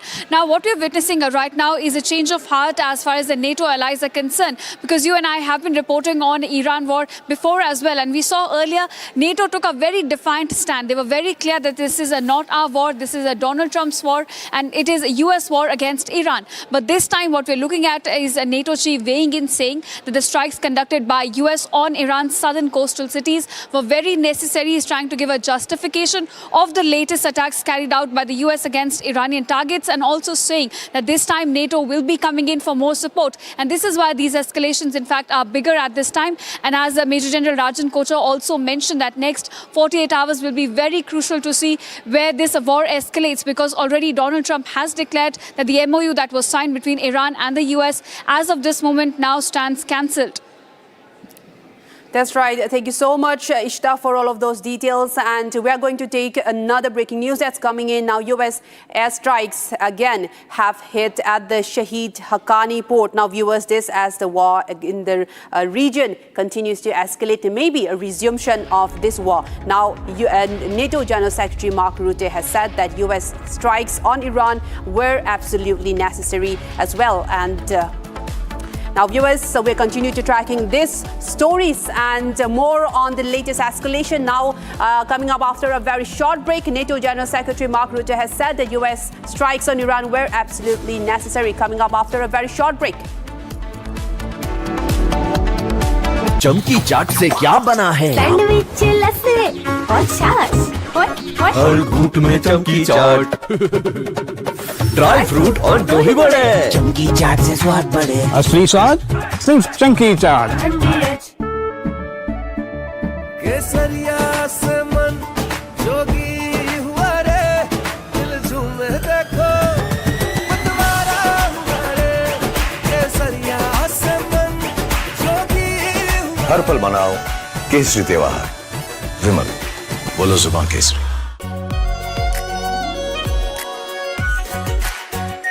Are pure shahi paneer masala, delicious, healthy every day.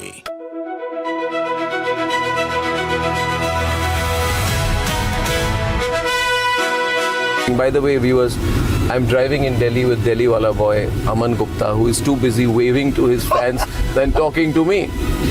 Please come down to earth, Aman. Yes, I am sorry. You're on my show. This is not your show. This is my show. Stop waving to your fans. Be modest. Now everybody look. अरे आप politician हो. आप politician हो. आप ये क्या कर रहे हो? This is too much. आपने बोला humble हो, मैं humble हो रहा हूँ.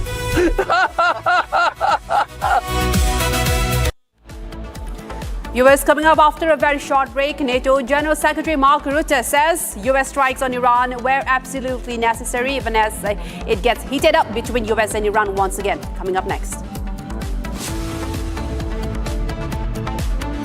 प्यास बुझाए ठंडक लाए सबको भाई जीरा से MTH का जल जीरा जीरा से जीरा से असली रिफ्रेशिंग, असली स्वाद, असली मजा। AU करंट अकाउंट के साथ मिलता है free UPI QR overdraft facility और एक ही ऐप से बैंक के सारे काम। AU सोच बदलो और बैंक भी। आर प्योर सूजी पास्ता उबालो मिलाओ और खाओ 8 मिनट में तैयार। क्या टेस्ट है सबका राजा आर प्योर मसाला। यानी इस घर में कुछ है जो टूटता नहीं। ये पिलर कभी नहीं टूटेगा। रुंगटा स्टील TMT से बना। रुंगटा नहीं तो घर स्ट्रॉन्ग नहीं। रुंगटा स्टील TMT बार एकदम सॉलिड। चमकी चाट से क्या बना है? आलू चाट या फ्रूट चाट, स्वाद बनाए चमकी चाट। क्या बात है? स्वादिष्ट पकोड़े और फरसान, अरे चमकी चाट है इसकी जान। असली स्वाद सिर्फ चमकी चाट।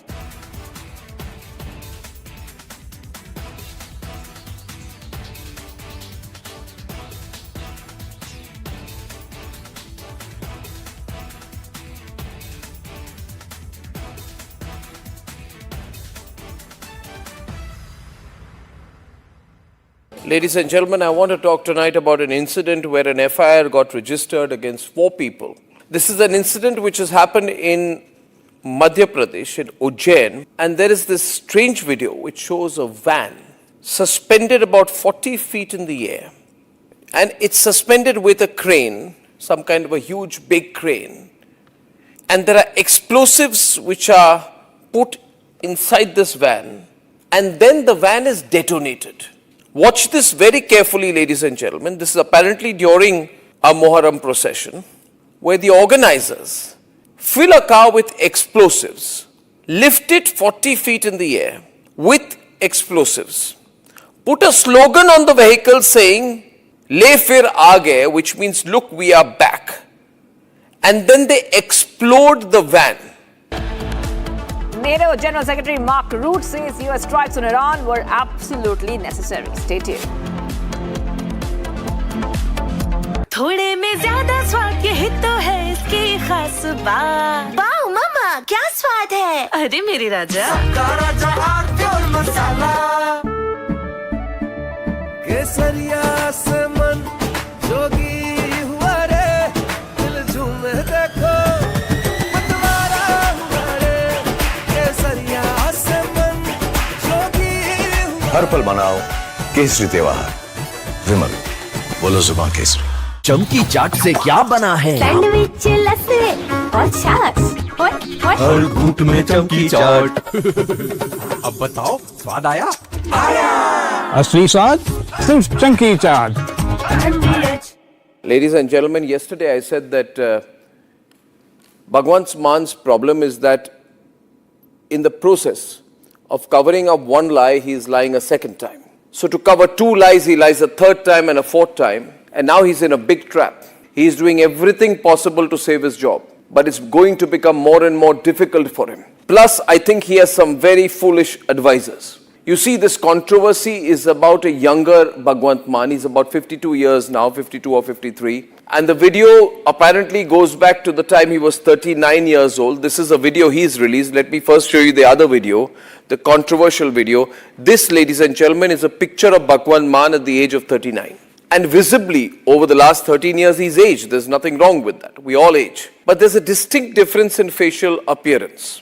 I'd like to show you a picture of Bhagwant Mann at present, which is about 52, 53 years old. And Bhagwant Mann on the other side at the age of 39, when he was a performer. Well, he is still a performer in a way. But there's a distinct physical difference. From Asia's largest news headquarters, setting the agenda for Bharat.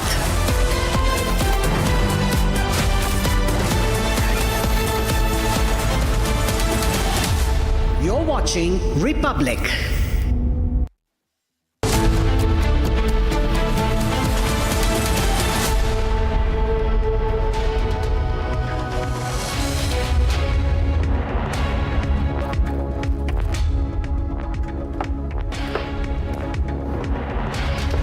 Hello viewers, a very good afternoon. In fact, it's evening now and we are getting our viewers all the top updates coming in here on Republic TV.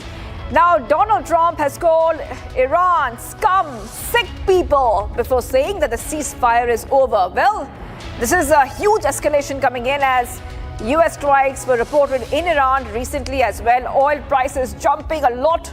We have to decode, but the headlines first. Let's get started. I think it's over. I don't want to deal with them anymore. They're scum. You know what scum is? They're scum. They're sick people. They're led by sick people. War again in West Asia. Trump says ceasefire is over with Iran, calls Iranian liars and scum.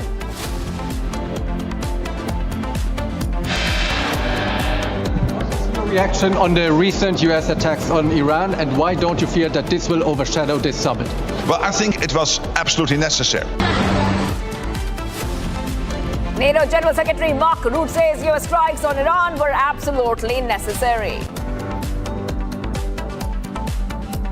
Iranian Foreign Ministry response to US strikes on Iran says the MOU has been grossly violated.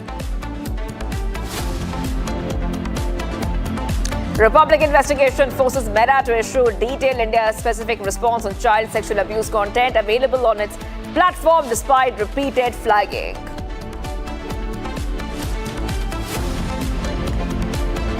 Mayor goes all defensive, refuses to take ownership for removal of child sexual abuse content after Republic's big expose.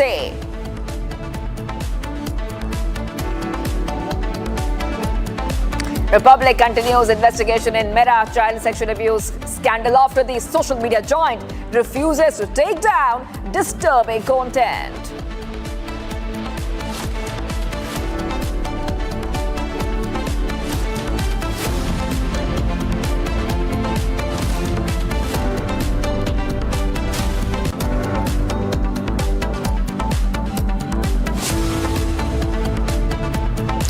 Viewers, it looks like things are getting out of control once again when it comes to Middle East and West Asia. NATO Secretary General Mark Rutte says a new attack by the US and Iran was absolutely necessary. When you have a ceasefire and Iran is basically violating the ceasefire, I think it is totally crucial that the US forcefully reacts. This is very important. Why is it important, viewers? Because once again, we see that both Iran and America, who by the way tried to come up with a peace deal and they were very excited about it, so was the world. It looks like things have gone backward to square one. And the latest update we're getting for you is that a NATO General Secretary is at 5,000 aircraft to support the United States. US-Iran truce remains uncertain. President Trump says he believes the MOU with Tehran is over, but that negotiators can keep talking if they want after the US and Iran exchange strikes across the Middle East. Big doubts on what is happening when we talk about the ongoing talks, and oil prices are jumping after Trump's comments made at the NATO summit in Turkey. NATO nations will be supporting US. That's also very concerning in terms of escalation. I really want to go ahead and play out some reactions. And when it comes to Iran, I know you're disappointed. We discussed it a couple of weeks ago. I would say these are isolated cases. 5,000 planes taking off from European airports in support of Epic Fury. It was Europe as one big platform of power projection for the United States, helping with Epic Fury, including countries you mentioned, Germany from day one, France, and many others. We discussed the Bucharest airport, which was closed for a couple of days for commercial traffic because you needed it for Epic Fury. And they were the United Kingdom wouldn't let us use the island for 2 weeks, so we had to fly back. No, so I'm saying you're right. There are isolated and cases. Italy was very bad, having to do with their bases, as you know, and a couple of others. So but still, generally, 5,000 is huge. And you mentioned Spain. Even you got Spain to pay 2%. They made a huge step in last year. So there's still issues we have to solve. But hey, also even on Spain, I would say they got to the 2%. And when it comes to Iran, I know you're disappointed. We discussed it a couple of weeks ago. I would say these are isolated cases. 5,000 planes taking off from European airports in support of Epic Fury. It was Europe as one big platform of power projection for the United States, helping with Epic Fury, including countries you mentioned, Germany from day one, France, and many others. We discussed the Bucharest airport, which was closed for a couple of days for commercial traffic because you needed it for Epic Fury. And they were the United Kingdom wouldn't let us use the island for 2 weeks, so we had to fly back. No, so I'm saying you're right. There are isolated and cases. Italy was very bad, having to do with their bases, as you know, and a couple of others. So but still, generally, 5,000 is huge. And you mentioned Spain. Even you got Spain to pay 2%. They made a huge step in last year. So there's still issues we have to solve. But hey, also even on Spain, I would say they got to the 2%. Getting some more breaking news coming in. EU is telling airlines not to fly over Iraq and Iran airspaces, viewers. So now, of course, this means that things are getting a little bit dangerous. That means more strikes could be happening. So European Union Aviation Safety Agency has told airlines that they should not, I repeat, they should not even try to operate within the airspace of Iran and Iraq. And they've given a deadline, August 31st, till August 31st, at least they should avoid, as US attacks on Iran are ongoing. The agency's previous warning, which expires on July 8th, including Lebanon. It had also asked airlines to exercise caution in the airspace of Bahrain, Kuwait, Israel, Jordan, Qatar, Oman, the UAE, and Saudi Arabia. So big updates coming in here on Republic TV. And Iran is also firing on commercial vessels in Oman's territorial waters. So US strikes were reported in Iran. Iran is firing on commercial vessels. EU Aviation Agency telling airlines they should not fly over Iran or Iraq because situation is looking very, very tense there.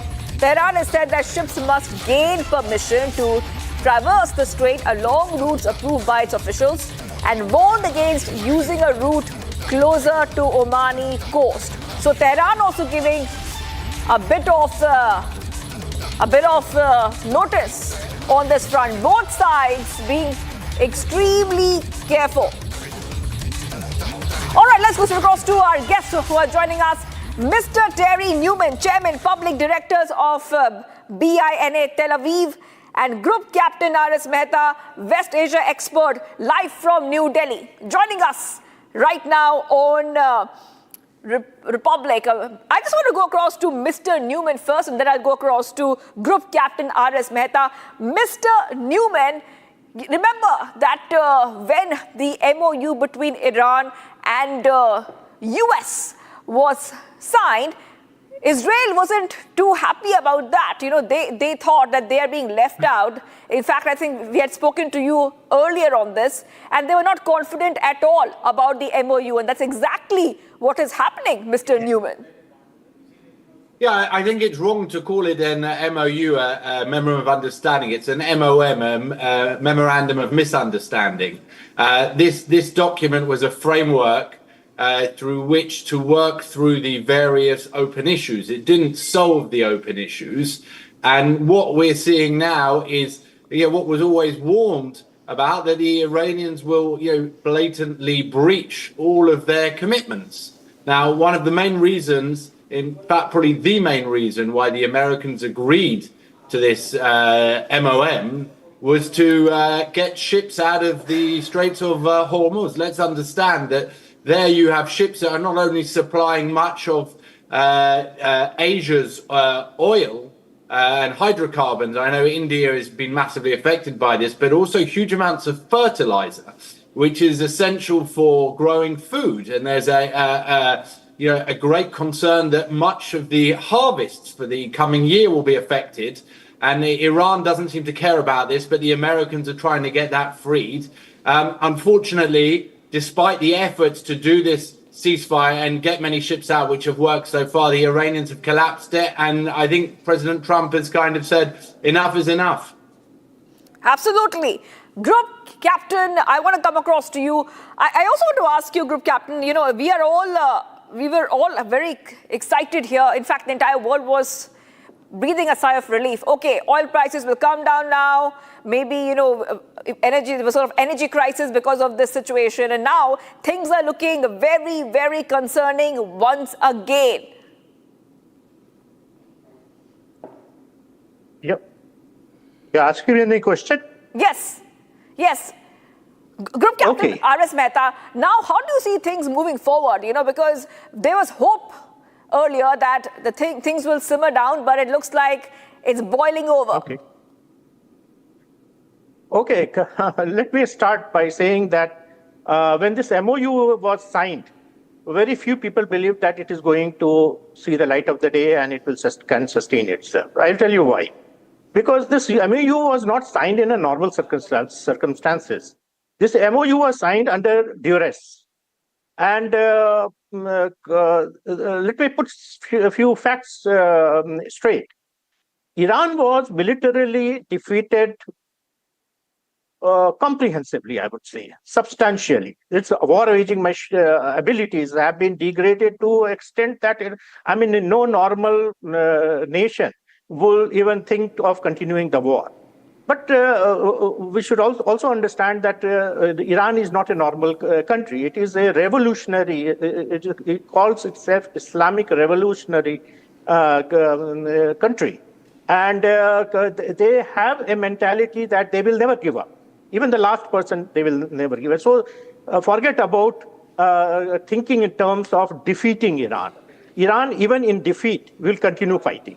So that is the situation we are here. Now, what has happened? What was the duress? Duress was that America, rather Trump, is working under the pressure of the coming midterm elections. Now, he has gone to the war for a certain purpose. Obviously, I don't have to explain that purpose has not been fully met. But now that election is round the corner, he wants to make the best out of it. And to do that, he wants Group Captain, oil prices to be down. You can go ahead and yes, you can tell the purpose. To be open. Group Captain, what was the purpose? You said that you don't want to mention it, but you can go ahead and mention it. What was the purpose which was not fulfilled? So our viewers get a better idea. Yeah, of course. Modern armies and a nation goes to war with very specific war objectives and political purpose. Now, obviously, there was a problem. Problem was that Iran had developed into a country, a power that was destabilizing not only the Middle East, but the entire world. Its policies are such that it wants the destruction of Israel, it wants destruction of America, it wants to dominate the Middle East. And then it had was at the brink of acquiring the nuclear weapon. And it had amassed a huge arsenal of missiles, which was threatening all the local Arab leaders. Now, this has to be tackled. Group Captain and Mr. Newman, I'll come back to both, I guess. I really want to go ahead and take our viewers to the big breaking news coming in, because we're talking about US airstrikes at a port in Iran. This is the Haqqani port, and fresh visuals coming in from overnight strikes conducted at Iranian cities, areas of the one from especially the Shahid Haqqani. US military completes new round of attacks, striking 80 targets in Iran, including air defenses, radar sites, missile systems. Central Command releasing these videos and pictures. Okay, let's put them out for you on your screen. You can see that a couple of ports are being hit. Global markets are crashing. Especially US has struck the southern Iranian region. A lot is happening right now. And of course, whenever this happens, a lot of questions are being raised, because Iran has fired on 3 commercial vessels in Oman's territorial waters near the Strait of Hormuz. So it's happening from both sides, not just happening from US's side, it's happening from Iran's side as well. I want to go across to our guest, Mr. Newman, coming across to you right now. Mr. Newman, do you remember when President Trump told Netanyahu that he has to get himself under control when it comes to striking Lebanon and Hezbollah? But it looks like President Trump himself is struggling to keep the peace deal running between Iran and the US. There is no peace deal between Iran and the US. There is an MOM, a Memorandum of Misunderstanding, which was brokered by the Pakistanis, which in effect allowed both sides to claim completely different victories. I'll just give you one example which links to the Lebanon issue. In the MOM signed between Iran and the USA, it called for Hezbollah to be allowed to stay inside of Lebanon, and for Iran to in effect keep on controlling Lebanon. Whereas in the agreement that was signed 2 weeks ago under Marco Rubio between the Lebanese government and the Israeli government, it specifically called for Iranian-influenced Hezbollah to leave Lebanon. So, this is not the case. I don't think this ceasefire will hold. And notwithstanding what my colleague here has said, I still believe that in the long term, a world will not be able to live with a nuclear Iran run by this regime. And because nuclear technology is it's about 90 years old, at the end, everybody who really wants to achieve it will be able to achieve it, which means that regime change is absolutely essential. We have to make sure that the regime is changed there before they get their hands on nuclear weapons. Absolutely. Mr. Newman, I want you to hold on. Also, I'm asking Group Captain Mehta to also hold on. We're getting some more breaking news coming in. I'll come to you, Group Captain, so you can help us understand what is happening. The ground input coming from Iran, strike more intense. Ground report from Iran. strike 5 times bigger than before. Iran ground input says expect bigger response. Post-funeral, Iran likely to launch bigger offensive after the Khomeini funeral. And there's so much to unpack here. So much to unpack here. I want to go back to Group Captain Mehta on this. Firstly, we see that the Khomeini funeral is happening in Iraq. So there's always this danger of the Middle East coming together. Secondly, do you think the sanctions are going to come back? Do you think diplomacy is dead? Well, at least for now. Yes, Group Captain Mehta. You see, what we are going through is an ongoing process. It is not a beginning and end. So this war is not yet over. Many people thought that the war is over. No, war has got certain objective. There is a problem that has to be dealt with. And unless that problem is dealt with, this war is not going to stop. It can have pauses. And that is what had happened. And you were telling that sanction will be back. Yes, sanction is already back. They have revoked the sale of oil. They will not allow now. America has said so. But this is a coercive diplomacy that is going on. You hammer your opponent and then try to extract concession. Iran is also doing it. It's not only America who is doing. Iran is also firing missiles. Firing at these vessels, defenseless vessels, only to put pressure on America to agree for certain things. So let us not ever think that this thing has concluded. This is an ongoing process. Many ups and downs are still in the coming on the way. Yeah, I was telling this was signed under duress because Mr. Trump wanted the prices to be oil prices to be down, and he wanted Hormuz to be open at any cost.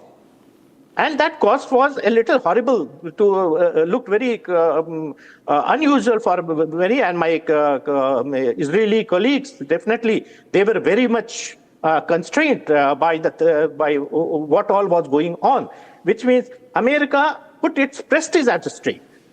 America accepted, the team negotiating with Iran had accepted such horrible terms, which was unimaginable. So much so that it was almost, world was started calling that America has capitulated and accepted defeat. Now, why did Trump had all the cards in his hand? Militarily, America can still do a lot. But why Trump was doing was because he was under duress. Now, there is a limit. Iran is misreading Trump's resolve and America's military might. And of course, America and its allies resolve to solve the problem. And therefore, it wants to extract maximum concession out of this team. And when it crosses the line, that red line, I mean, there is a limit to the tolerance. Group Captain, I really want you to hold on for a second there. We understand, and our guests are decoding everything for us. I'm getting some more breaking news coming in for our viewers. Iran's statement on America's overnight strikes. Iran claims it targeted 85 U.S. military sites in Bahrain, Kuwait. Iran says ready for decisive action against U.S. violation. Huge updates coming in here. Let's go across to my colleague Ishita joining us from our Republic newsroom. Okay, Ishita, Iran claims it targeted 85 U.S. military sites. Escalations. This is huge. 85 sites. Ishita, over to you. Like we're back to square one right after US conducted strikes against coastal Iran. In southern Iran, over 80 sites were struck. We're now looking at Iran also hitting back against US targets across Kuwait and Bahrain. Now, about 85 strikes have been struck across these Western nations, and these are the ballistic missiles being launched by Iran. These are drone attacks being conducted by IRGC against the US assets spread across West Asia. So this is what we had witnessed over the 3-month war before as well. And now, right after US conducted strikes against the coastal cities of Iran, Iran is also hitting back. In fact, Iran has said that this is just the beginning, a trailer of what is yet to come. Now, tomorrow we understand that the late Supreme Leader Ayatollah Ali Khamenei will be laid to rest in his hometown of Mashhad. So we understand that a bigger escalation could come in right after that happens. Iran, in fact, could now respond more decisively to the US strikes after Ayatollah Ali Khamenei is laid to rest. So what we're looking at is a bigger escalations that are now being witnessed in West Asia. Malaysia, Shivangi, at the moment. Ishita, I want to take some breaking news and then I'll come back to our guests on this. Iran claims major violation of MOU by America. Iran claims US violating adjustments in Strait of Hormuz. The era of bullying and extortion is over. Iran is saying the era of bullying is over. I want to go and take some quick reactions from our guest, Mr. Newman. Iranian President Pezeshkian says that US government's conduct as World Cup host follows its familiar foreign policy. Bending rules, bullying rivals, creating obstacles. This is what that they are saying. Iran is saying that the time of American bullying is over. But is it? Because we know that President Trump keeps making these threats again and again.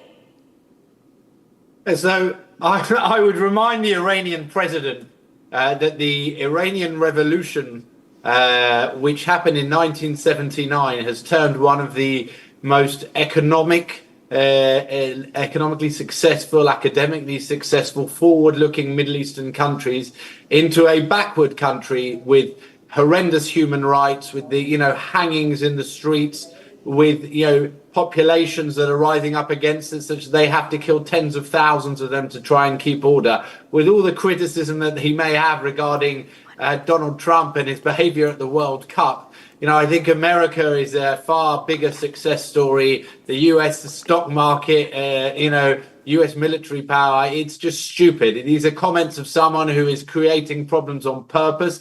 I'm actually amazed this memorandum of misunderstanding was so good for the Iranians. Absolutely, Mr. Newman. I'm amazed that they're doing their best in order to break it. We're running out of time. I'll just take one final comment from Group Captain Mehta.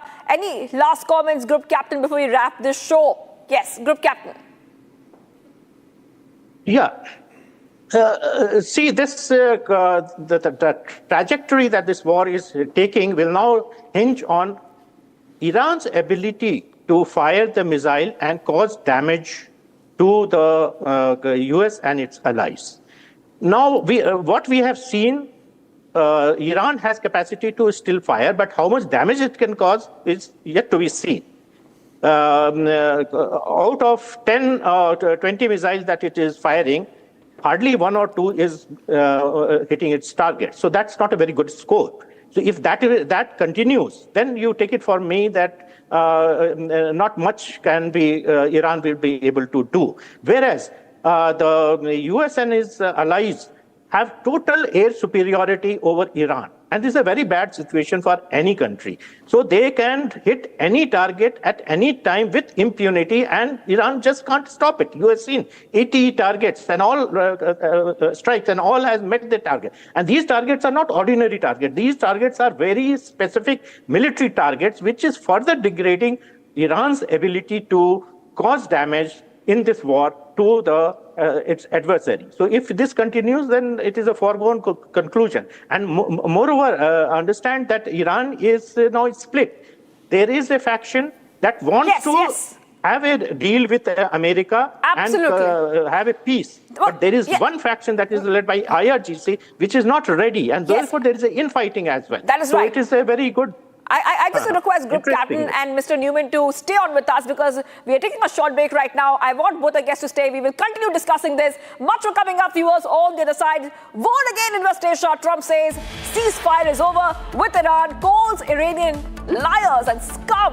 Things looking out of control between America and Iran. Stay tuned.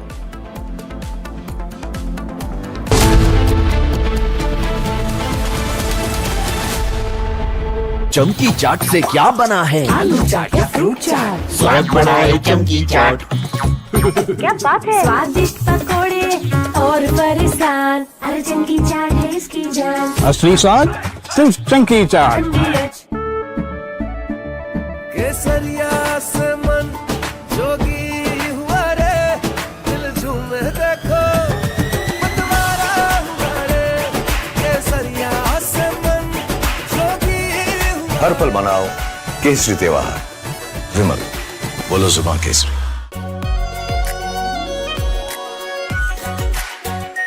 Are pure shahi paneer masala, delicious, healthy every day.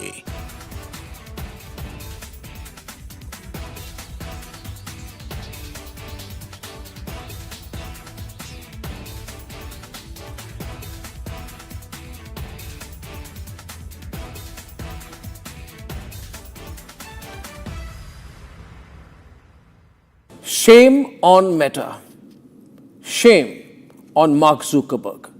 Shame on every member of the senior management of Meta. Shame on the Indian bosses of Meta.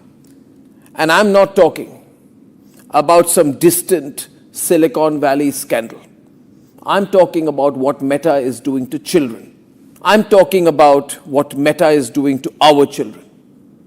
I'm talking about sexual abuse, pedophilia, and child pornography being encouraged by Mark Zuckerberg.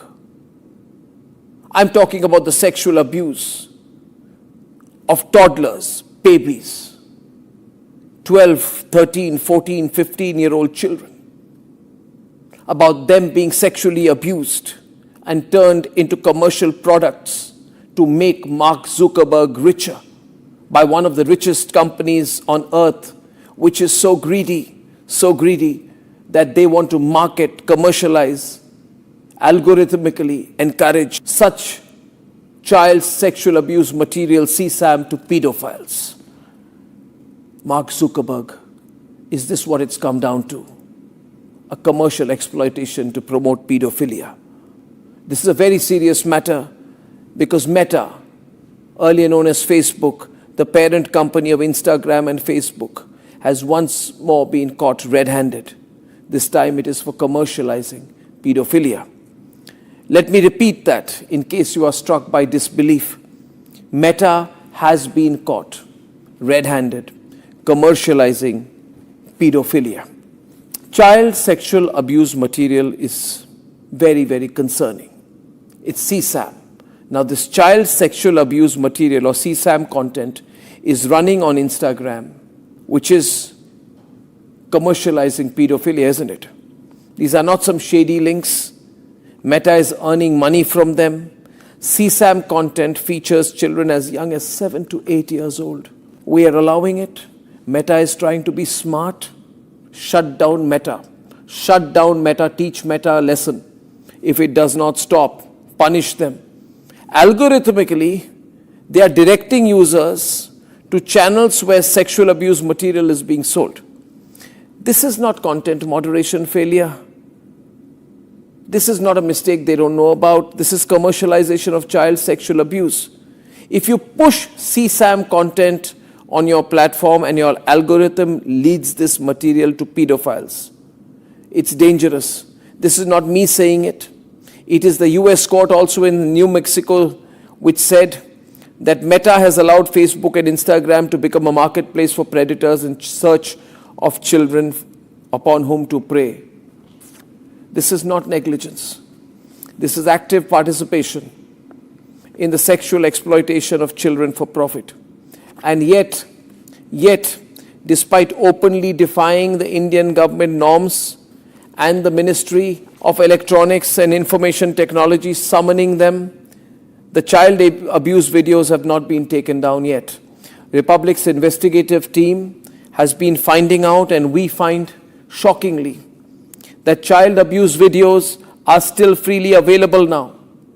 In fact, ladies and gentlemen, we found 9 child abuse videos showing up in 5 minutes today. And we have been following this up, and when we follow it up, we are told we cannot remove this content because according to Facebook, this does not go against their community standards. What standards? Shame on Meta. What standards are these, Mark Zuckerberg? We want to know. And in America, they have been caught for similar stuff. There was a case in 2026 when the jury...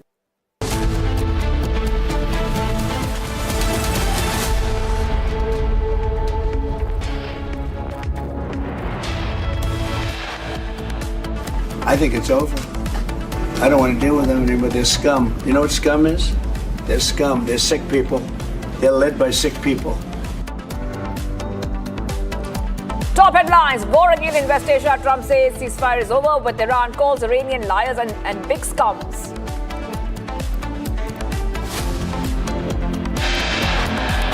What is your reaction on the recent US attacks on Iran, and why don't you fear that this will overshadow this summit? Well, I think it was absolutely necessary. NATO, meanwhile, backs US strikes. NATO Secretary General Mark Rutte says strikes on Iran were absolutely necessary.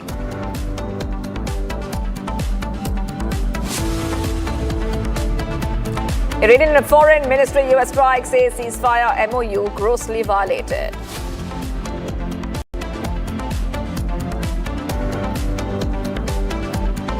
Republic investigation forces Meta to issue detailed India-specific response on child sexual abuse content available on Facebook and Instagram.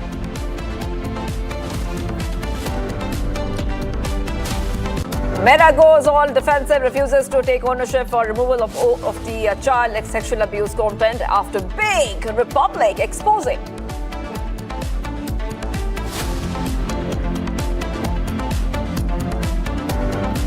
Meanwhile, Republic continues to investigate Meta child sexual abuse scandal after the social media giant refuses to take down disturbing content.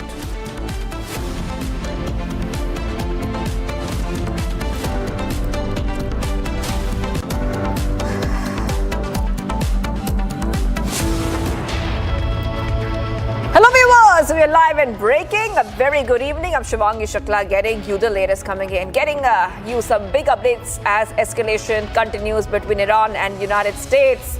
EU Aviation Agency tells airlines to avoid Iraq airspace. European Union Aviation Safety Agency has told the airlines that they should not operate within the airspace of Iran and Iraq until August 31st as US attacks on Iran are ongoing. The agency's previous warning, which expires on July 8th, included Lebanon. In fact, it had also asked airlines to exercise caution in the airspace of Bahrain, Kuwait, Israel, Jordan, Qatar, Oman, and UAE and Saudi Arabia. All right, let's go across to our guests who are joining us once again. Mr. Terry Newman, Chairman, Public Directors of BINA, Tel Aviv, is joining us, and then I think later on we'll be joined by other guests. Mr. Newman, now, like you said, this is not an MOU. In fact, it's now something else. You said it's a misunderstanding, not an understanding. Now, we talk about EU. EU is taking some precautions already because EU always wanted peace. They've tried their best. It's not happening. So they have told airlines to avoid Iran and Iraq. Yes, Mr. Newman. But Europe hasn't wanted peace. Europe just hasn't wanted to get involved. Europe has just wanted the flow of oil to continue and for other people to do the dirty work of looking after the shipping lanes of the world.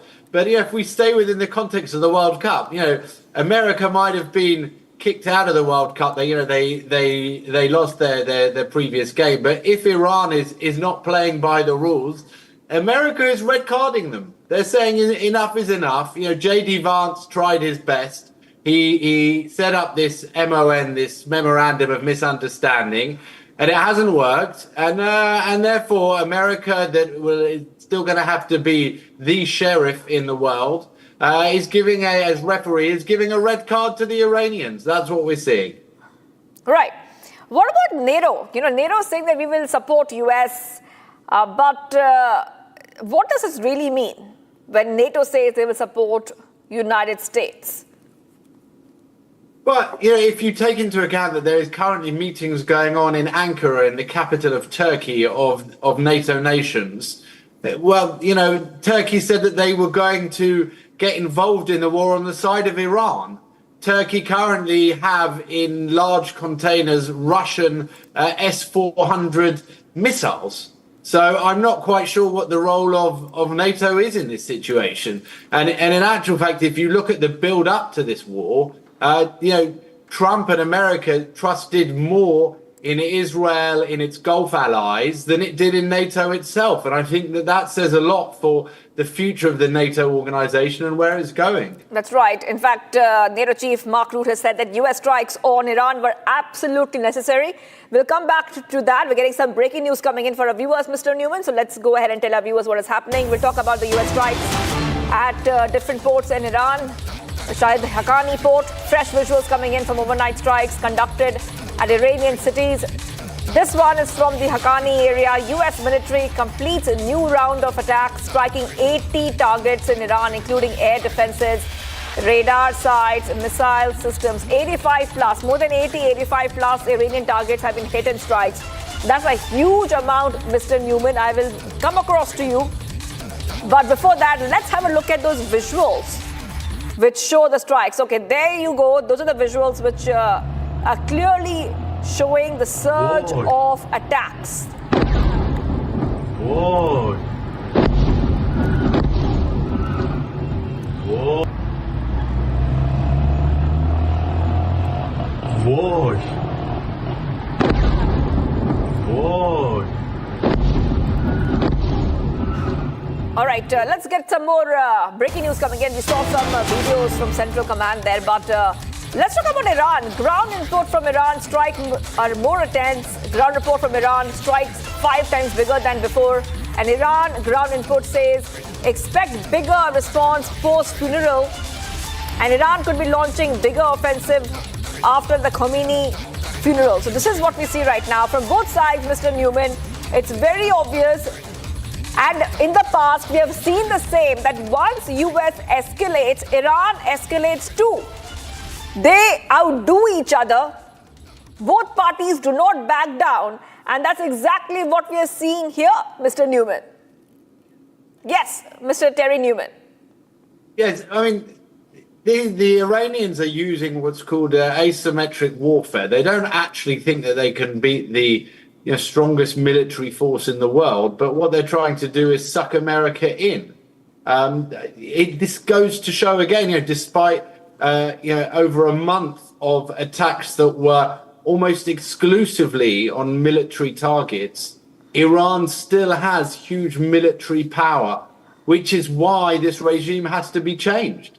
They are, openly stating that they are a revolutionary Islamist regime that is trying to export their ideology to the rest of the Middle East. They've already taken over capitals of 4 other Middle Eastern countries. They've taken over Beirut, Syria, Baghdad, and in Yemen. Now in Syria, we've managed to get rid of them. In Beirut, there's currently the battle is going on, and there was just a deal signed between Israel and the Lebanese government, but we don't know whether we will succeed. And this is why they have to be removed. This regime is a cancer that's spreading its disease throughout the Middle East. And I would also be concerned as an Indian. You have a large and very impressive Shiite community there. You don't want that revolutionary ideology taking over and threatening India. All right, Mr. Newman, I wanted to hold on for a second. We're getting some more breaking news coming in. Iran's statement on America's overnight strikes. Iran claims it targeted 85 U.S. military sites in Bahrain, Kuwait. Iran says ready for decisive action against U.S. violation. And like we were discussing earlier, Iran really not backing down here. And earlier we had spoken about Iran calling America a big bully. A big bully. This is what Iran is saying. And we're getting some more breaking news coming in. Let's go ahead to that. Speaking about bullying, Iran claims major violation of MOU by America. Iran claims US violating adjustments in Strait of Hormuz. Iran says the era of bullying and extortion is over. This is exactly what we were discussing. I want to go straight across to Mr. Newman, Terry Newman, again, who's joining us from Tel Aviv. Mr. Newman, let's talk about name calling here.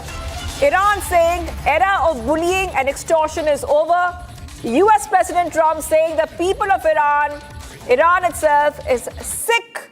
They are scums, and he cannot even have proper negotiating talks with them. So name calling is back. President Trump is correct. This is a revolutionary regime that took over a very successful Middle Eastern country. Iran has turned it into the Iranian revolutionary Islamist country that it is at the moment. And in the process suppressing 50% of the population, all of the women, and also large parts of the Azaris as well, and other minorities. It has destabilized and taken over large parts of Iraq, done the same in Syria, done the same in Beirut, done the same in Yemen.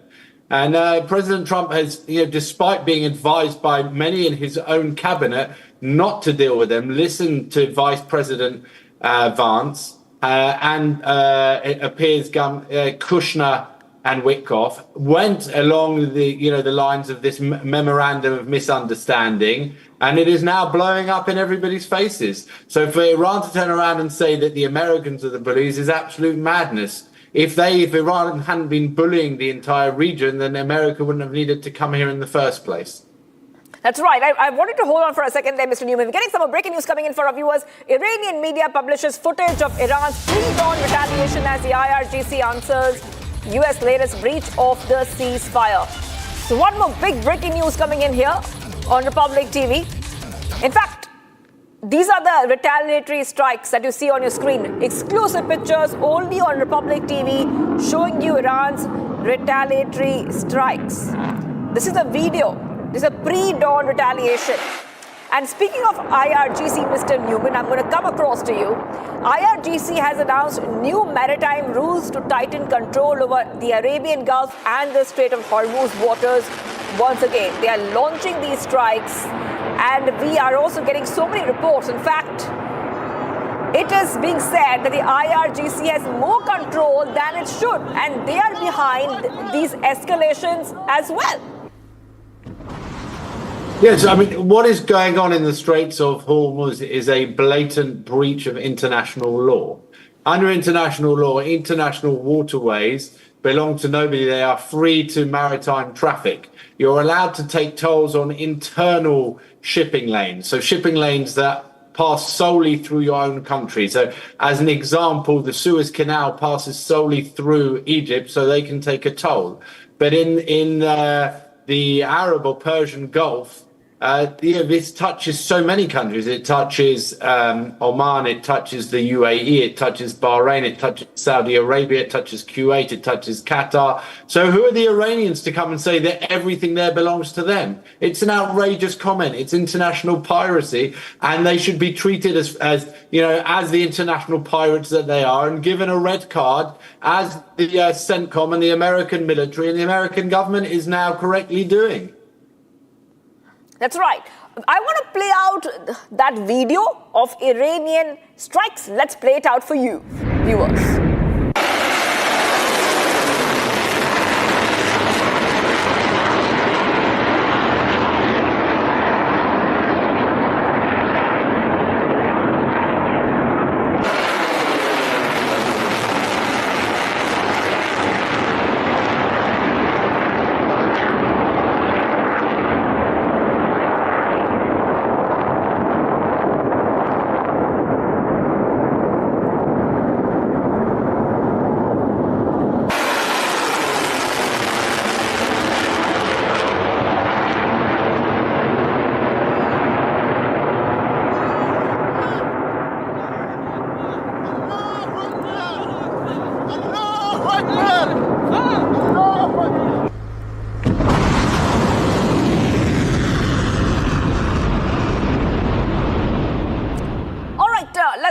To my colleague Amrita is also joining us. Mr. Newman will come back to you, but Amrita is joining us from a Republic newsroom. Amrita, what we see is that IRGC has said that yes, we are still controlling Strait of Hormuz, and we saw visuals of the retaliatory strikes by Iran. Amrita, what else do we have for our viewers? That's right, Shivangi, and Iran has also responded, and they have also released statements. The Fars News Agency, and they have in fact released these visuals of the attack, and you can that we just saw of one attack that hit around dawn today in the morning, and this after US has claimed that Iran has violated the MOU between the two nations, and Iran continues to allege US has violated, citing that there's several sites have been struck along the Strait of Hormuz. Now, with this latest visuals that we are also tracking from the Fars News Agency, these are images of the dawn attack. This was by the Navy and Aerospace Force of the IRGC, and they said that this was in response to the aggression and the breach of the promise that was made by America's army. That's what they said. They have called the American army very other names as well, which I will not utter on screen here. And this after the MOU has now been, that we can now say that is subsequently completely collapsed. Now this, Shivangi, we can now take this on this statement itself that the MOU that was struck in Islamabad and the further talks in Zurich has not come to force. And now we're also getting reports that Iran is also preparing for further retaliation after the funeral ceremony of Ayatollah Ali Khamenei, their former supreme leader. We know that there has been a week-long ceremony that's being prepared for the final goodbye by the people of Iran. And we're also getting reports that they will now be finally responding back to these retaliatory attacks by the US and saying that this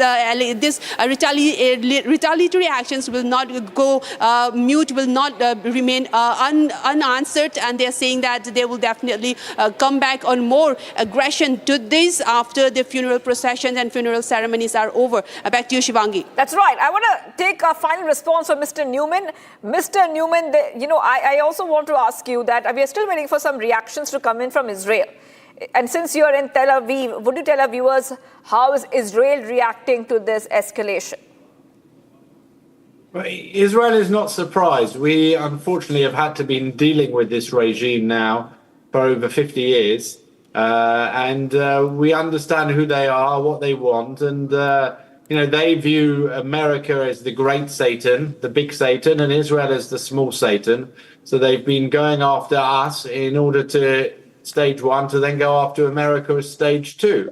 So it's a sad state of affairs that we have to deal with evil like this in the world, but we've had to deal with evil like this in the past. Humanity deals with it, and then it will move on. But I expect us to be going through a choppy period in the upcoming months. Right. I'm getting some more breaking news coming in, Mr. Newman. Let's go across to that. Iran says the Indian oil tanker turned back from Oman corridor in Hormuz. Iran says Indian oil tanker turns back from Hormuz. Indian tanker turns back from Oman corridor. Reports coming in. Okay, not a surprise because, Mr. Newman, we were just discussing that IRGC is saying that, in fact, I'll go to Amrita, my colleague, on this, Mr. Newman, and then I'll come across to you. Amrita, not a surprise. IRGC just told a few hours ago that they are controlling Strait of Hormuz. Now, Iran says Indian oil tankers turning back from the Oman corridor. Amrita. That's right, Shivangi. I think with this latest escalation and war resuming back, Iran has once again tried to take a major stake, a major control over the Strait of Hormuz once again, as it did even during the onset of the war when it began in February, and also during the time while negotiations was also going on. Iran continued to maintain control over the Strait of Hormuz, and we know what were the consequences globally. The oil prices shot up even today. After this news broke out, oil prices shot up about 6%. And now, in the latest, Iran has said that Indian tanker has been turned back in off the coast of Oman. We know that there are several other Indian flag tankers across the Omani Gulf. That's across this region near the Strait of Hormuz. In fact, and even Shivangi, just a few weeks ago, there have been various escalations of this Omani coast, which is another flashpoint. Now, this is just ahead of the Strait of Hormuz on the map, and now Iran is trying to stake claim over and their control over again. And by turning back an Indian oil tanker, Iran is once again claiming control of that region. And it remains to be seen how the Indian Ministry of External Affairs will respond to that. And this again raises serious questions and how its consequences will be felt across the globe once again. Shivangi. That is right. Well, thank you so much for joining us, Amrita, and thank you, Mr. Terry Newman, Chairman, Public Directors of BINA from Tel Aviv. Thank you so much for joining us and decoding for us the escalation. And we really have to move ahead, viewers. We're getting some more updates coming in right here from Maharashtra. 14, we'll go to that breaking next. 14 trapped in building collapse in Maharashtra. In Maharashtra, building collapses in Pimpri Chinchwad. According to the information coming in, viewers, 14 persons are said to be stranded under the debris. Fire brigade officials have rushed to the spot and the rescue operations have already begun in this case. So there's a building collapse near Pune amid the very heavy rain. Remember, Monsoon fury has hit Maharashtra, and because of that, we are reporting continuously from the ground, telling you about some of the mishaps which have been happening. So 14 are trapped in building collapse in Maharashtra, in Pimpri Chinchwad, near Pune. According to the information, 14 people are said to be stranded. Rescue relief operations have begun. You can see the visuals on your screen. The fire brigade officials have rushed to the spot and the rescue operations have begun.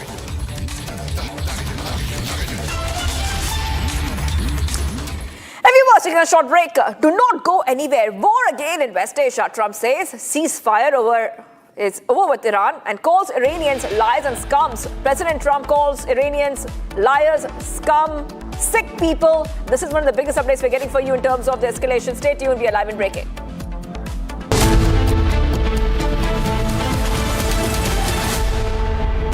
Pure suji pasta उबालो मिलाओ और खाओ 8 minute में तैयार क्या test है सबका राजा pure masala AU savings account में मिलते हैं amazing benefits, paperless banking and higher interest, वो भी हर महीने। Money money money money every month. सोच बदलो और बैंक भी। प्यास बुझाए ठंडक लाए सबको भाए जीरा से MTH का जलजीरा जीरा से। जीरा से असली रिफ्रेशिंग, असली स्वाद, असली मजा। Tonight, ladies and gentlemen, I want you to listen to a scream. A scream coming from across the line of control. A scream coming from the tortured, hungry and angry people of Pakistan-occupied Kashmir. And I want to tell them tonight, that we are with you. I want you to notice the genocide that is going on in Pak-occupied Kashmir. Ladies and gentlemen, Kashmiris are being massacred.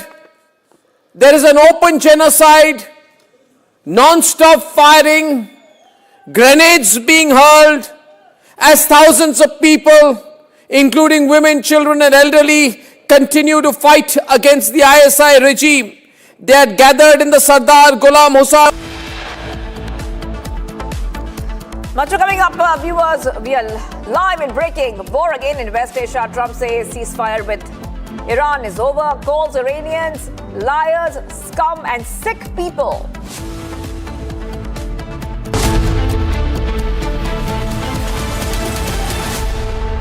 चमकी चाट से क्या बना है? Sandwich लस्सी और छाछ और हर घूंट में चमकी चाट।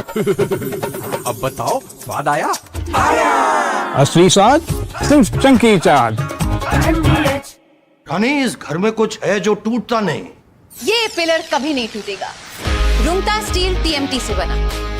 रुंगटा नहीं तो घर स्ट्रॉन्ग नहीं। रुंगटा स्टील TMT बार एकदम सॉलिड। थोड़े में ज्यादा स्वाद यही तो है इसकी खास बात। वाओ मामा, क्या स्वाद है? अरे मेरे राजा, pure masala.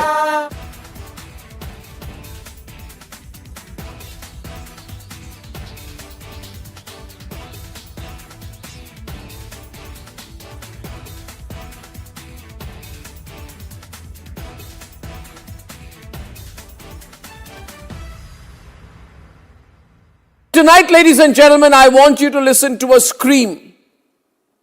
A scream coming from across the line of control.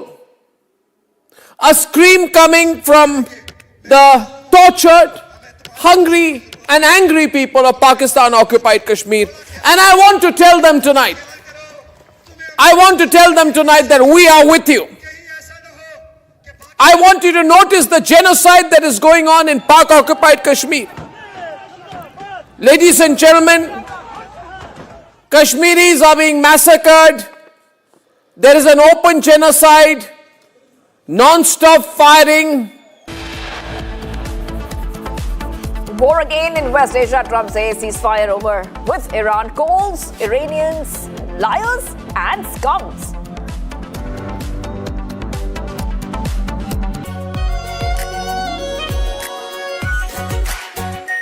Are pure shahi paneer masala, delicious, healthy everyday. केसरिया से मन जोगी हुआ रे,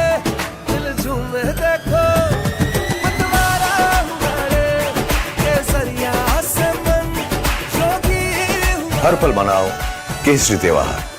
विमल, बोलो जुबान Kesari.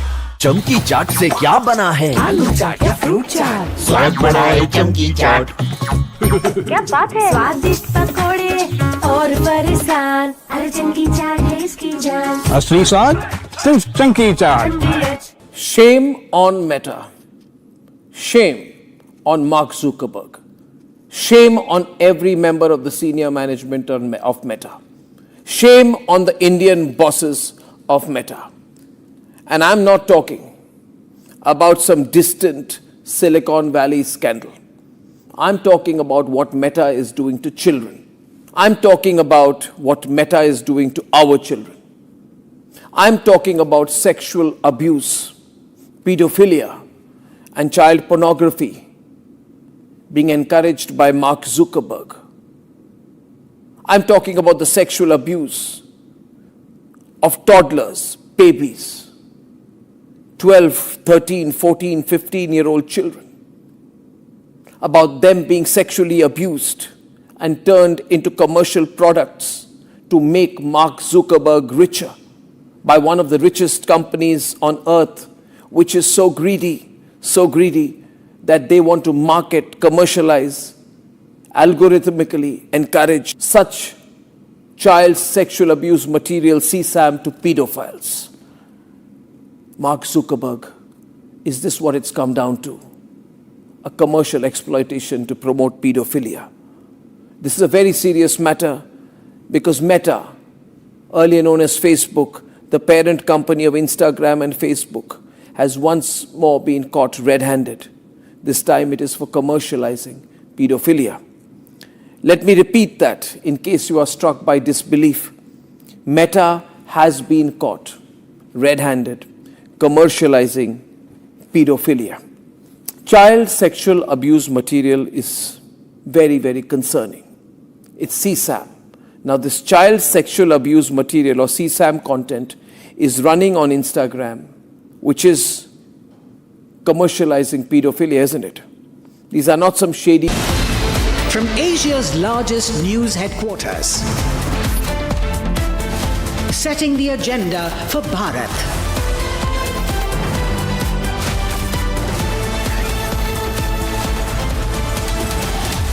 You're watching Republic.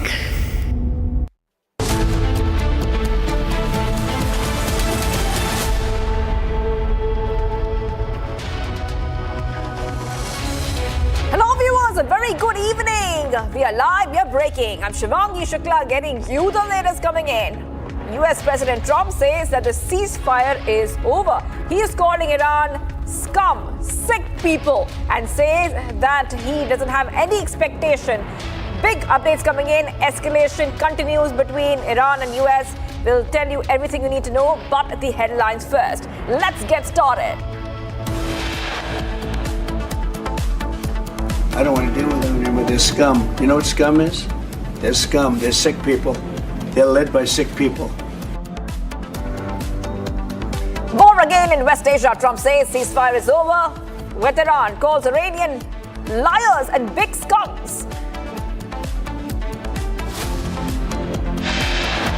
What's your reaction on the recent US attacks on Iran, and why don't you fear that this will overshadow this summit?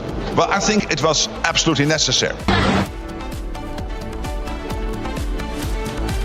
NATO, meanwhile, backs US strikes. NATO Secretary General Mark Rutte says strikes on Iran were absolutely necessary.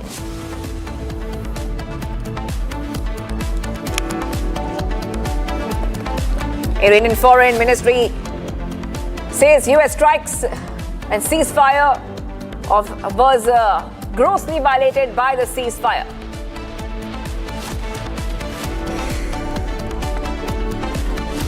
Republic investigation forces Meta to issue detailed India-specific response on child sexual abuse content available on Facebook and Instagram.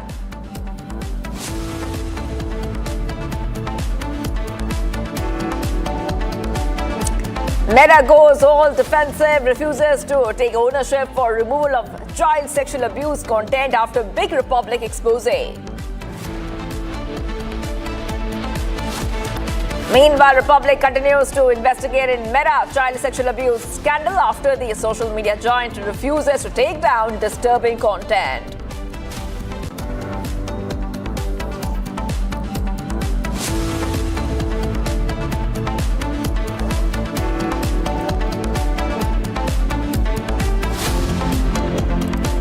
Hello viewers, let's go and tell you and show you some pictures. That is right, Iran's pre-dawn retaliation as the IRGC answers US latest breach of the ceasefire.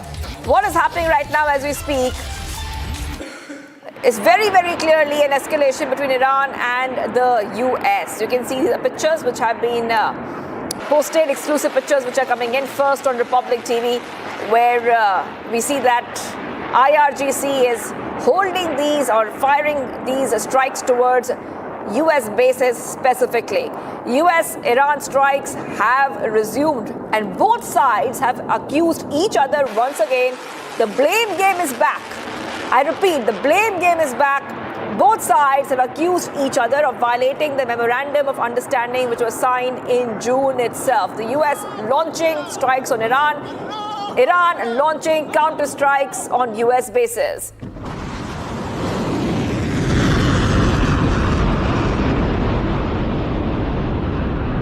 Okay, let's go straight across to a guest who's joining us.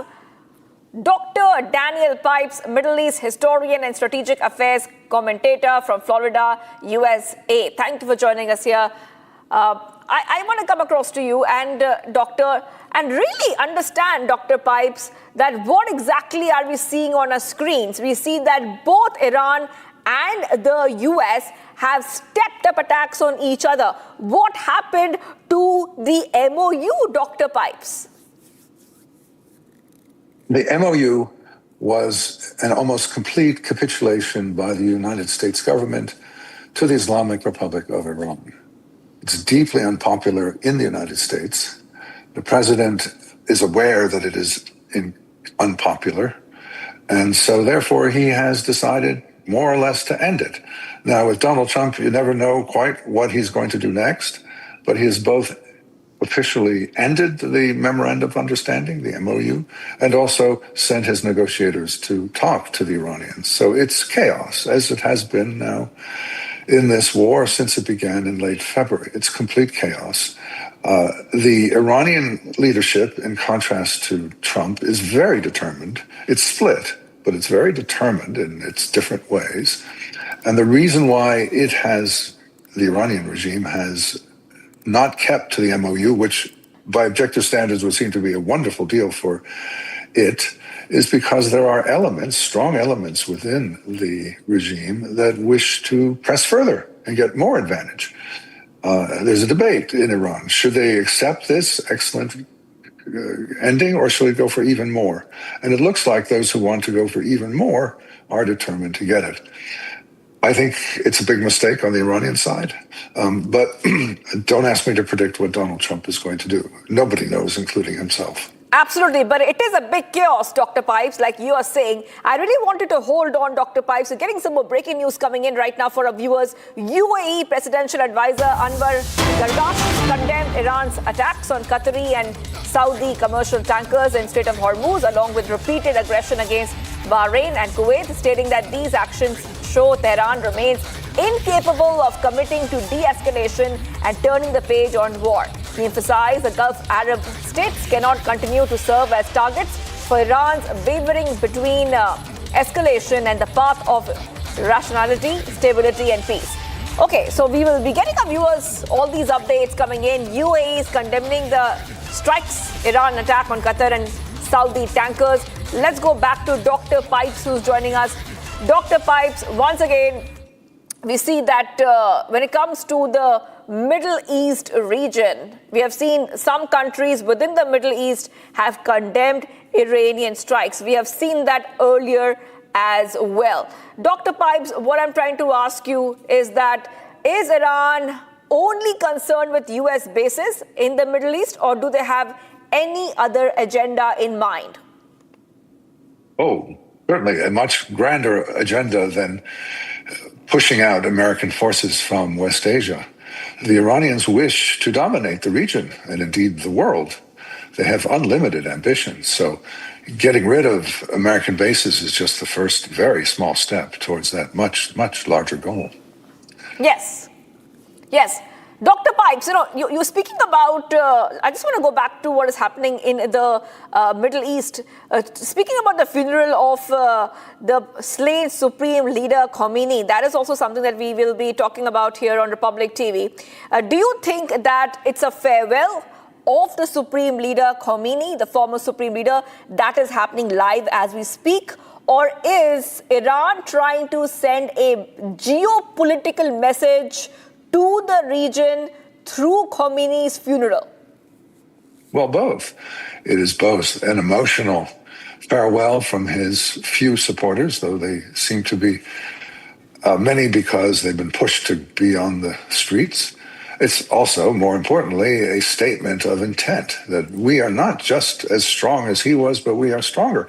And indeed, they are even more hostile to the United States and to Israel than Khamenei, the father, was.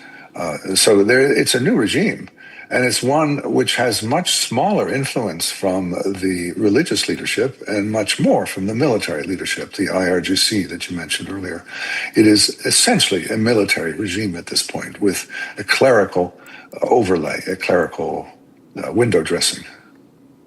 That's right. Okay. Dr. Pipes, I really wanted to hold on for a second there. We're getting some reactions coming in from EU foreign policy chief. So we'll get to know what the EU is thinking about this. EU is saying that Iran's attacks on ships near the Strait of Hormuz violate its commitments under the Memorandum of Understanding, calling its attack on Bahrain, Kuwait unacceptable, and adding that EU foreign ministers will meet Gulf counterparts next Monday to discuss implementing the agreement and preserving freedom of navigation. Iran's strike on Bahrain and Kuwait unacceptable. EU foreign ministers to hold a meeting next Monday. Dr. Pipes, thinking about and getting EU back in the picture. The European Union has always asked for de-escalation. This is what they have been saying. In fact, when the MOU was signed between Iran and US, many EU nations said they will lift sanctions from Iran. But now, how do you see things progressing forward?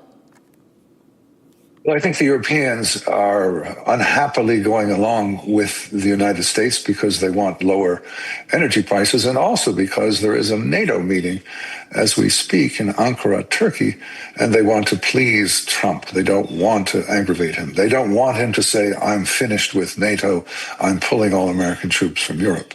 So I think it's got both a larger and a smaller, more direct, immediate purpose, which is to appease Donald Trump. That's okay. All right.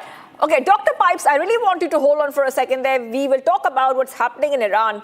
Ground reports from Iran indicate that recent strikes have become far more intense and repeat up to 5 times larger than before, prompting expectations of a significantly bigger Iranian response once Khomeini's funeral ceremonies conclude. And strikes will become more intense. Iran saying that this is the beginning. After Khomeini's funeral ceremonies conclude, Amrita, I'm getting you in right now, our colleague from Republic Newsroom. Iran making it clear that after Khomeini's funeral is over, which is happening right now as we speak, things are going to get much worse in terms of strikes from Iran's side. Yes, Amrita, that's a warning coming in.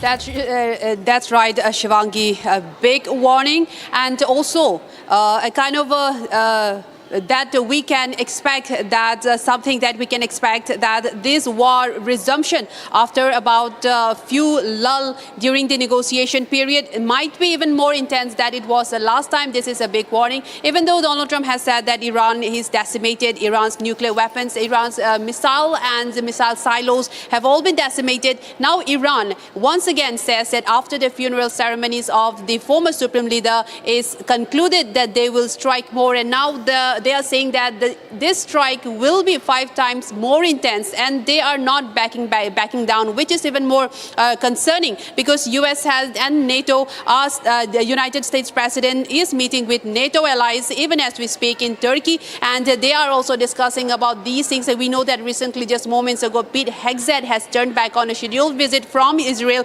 going back to America, and saying that that's also in the preparation for such war deployment and how the US will be tackling these latest escalations. And now Iran is also not backing down, which raises a big concern. They're saying that, in fact, up to 5 times larger than before. How might that be? Because already with this latest escalation today, there have been severe consequences. The Strait of Hormuz remains blocked. It's a de facto blocked, as we can say that just moments ago an Indian flag tanker has been turned back.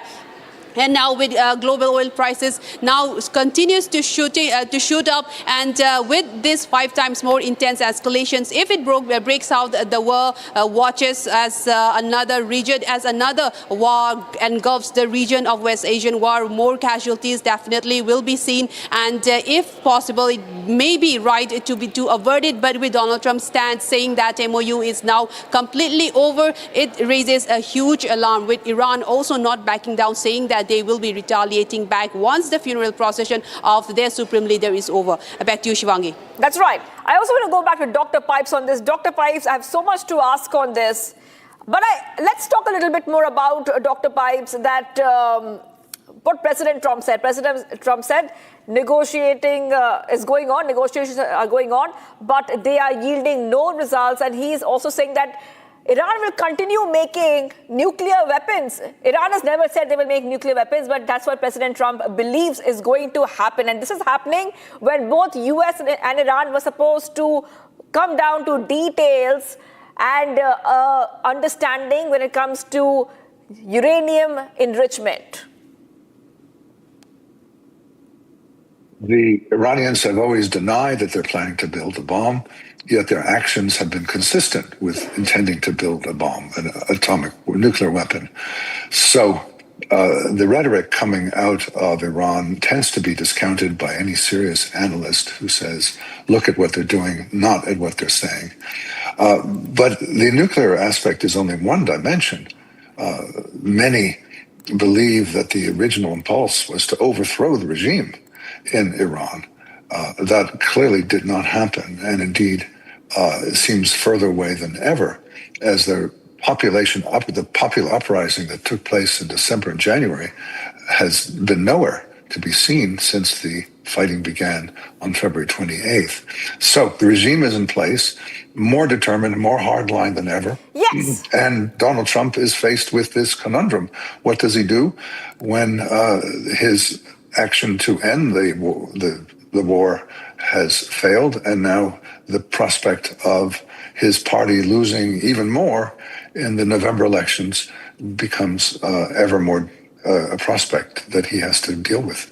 Okay, that's right. Okay, I will stay with this, Dr. Pipes. Getting some more breaking news coming in for our viewers. In a statement on America's overnight strikes, Iran claimed it targeted 85 U.S. military sites in Bahrain, Kuwait, while declaring itself ready for decisive action in response to what it called U.S. violation. Now, Iran has said, Dr. Pipes, Iran has said that America is a bully. America is a bully. America likes to bend rules. This is something that Iran has been saying many times. In fact, Iran accused America of major violation of the Memorandum of Understanding and Adjustments agreed for the Strait of Hormuz, declaring that the era of bullying and extortion is over as tensions escalate following recent strikes. Big update coming in here, viewers of Republic TV. I want to go back to our guest, Dr. Pipes, joining us back. Dr. Pipes, we see that Trump has called Iranians lies, cheats, sick people, and Iran is calling President Trump and America a big bully. They said that America bullies, they like bending rules. Once again, we have gone back to name calling. Not the first time, it's happening again and again. Do you think, for now, diplomacy is dead, at least for now? No, I don't think so. I think both sides continue to have an interest in it, though the distance between their positions is large and indeed getting larger. So it does not seem like diplomacy has a chance at present. It looks like there needs to be more war and more conclusions drawn from that war before one or the other side makes concessions. The first time around, Donald Trump made concessions. Will he do it a second time? Stay tuned. That's right. Dr. Pipes, hold on for a second there. Let's talk about NATO. NATO is saying we will stand behind America. NATO Secretary General says 5,000 aircraft have flown from Europe to support military operations against Iran. This is what NATO is saying.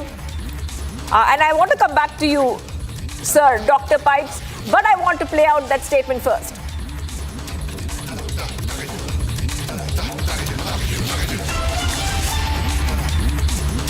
And when it comes to Iran, I know you're disappointed. We discussed it a couple of weeks ago.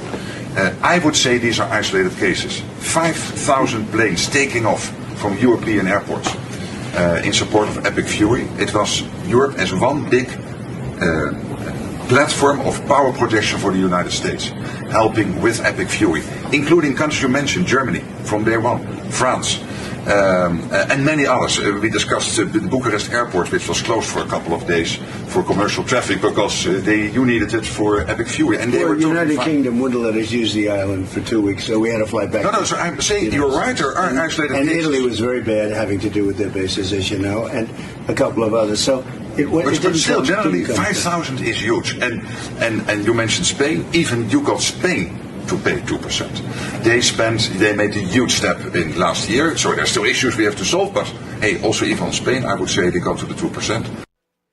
And when it comes to Iran, I know you're disappointed. We discussed it a couple of weeks ago. I would say these are isolated cases. 5,000 planes taking off from European airports in support of Epic Fury. It was Europe as one big platform of power projection for the United States, helping with Epic Fury, including countries you mentioned, Germany from day one, France, and many others. We discussed the Bucharest airport, which was closed for a couple of days for commercial traffic because you needed it for Epic Fury. And they were the United Kingdom wouldn't let us use the island for 2 weeks, so we had to fly back. No, so I'm saying you're right. There are isolated and cases. Italy was very bad, having to do with their bases, as you know, and a couple of others. So but still, generally, 5,000 is huge. And you mentioned Spain. Even you got Spain to pay 2%. They made a huge step in last year. So there's still issues we have to solve. But hey, also even on Spain, I would say they go to the 2%. Dr. Pipes, we heard what NATO said. That was Mark Rutte talking. And what exactly is happening between Trump and NATO? Because NATO is saying that the strikes were necessary against Iran. That's what he said. But in the past, Donald Trump has said he's very, very disappointed with NATO, saying that some NATO members are refusing to support U.S. military objectives. So what is the relationship between NATO and America, U.S. right now?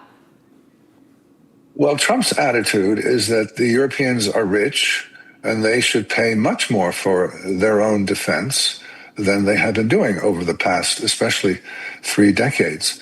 He has a point. It's correct. The Europeans have not invested in military as they should have.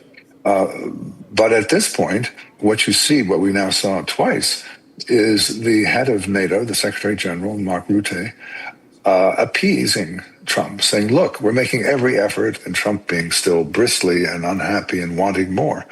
This is what that summit is about, is the Europeans, as led by Mark Rutte, saying, look, Donald Trump, we are doing what you wish. Please pay attention. Please be grateful. Please work with us. And he's saying, well, I'm not sure. I don't know. I'm not happy. So it's a drama where Trump has the cards, as it were, in terms of being the key coordinate within NATO, and the rest of NATO saying, please, please, we're paying attention to you. We really care about you. We love you. And he's not convinced. All right. Yes. So there is definitely a lot of to and fro between NATO and America as well, like Dr. Pipes is saying. Thank you, Dr. Pipes. This is a complicated relationship and a complicated situation evolving. But I have to go back to what is happening back here home. Ramesh Mahatre, I repeat, Ramesh Mahatre has been arrested by the Dombivli police. This is in connection with a shocking incident caught on camera. Shiv Sena cooperator Ramesh Matre and his associate allegedly assaulted 2 doctors, including a female doctor and 3 female nurses at the KDMC's Shastri Nagar Hospital and the incident has now stemmed from a dispute after doctors advised transferring a pregnant woman for delivery due to occupied NICU beds. Matre arrived with supporters, verbally abused staff and physically attacked them, while associates restrained security guards. Hospital nurses and staff were left in tears, prompting doctors and nurses to launch a work stoppage protest, halting routine services. Huge updates coming in here. Sena cooperator Matre has been arrested after much hue and cry. Revati, after much hue and cry, after many protests, finally action has been taken. Even the Maharashtra government had said that action will be taken. The cooperator who assaulted doctors, like we see on those screens, has been arrested. Big action taken. Yes, Revati.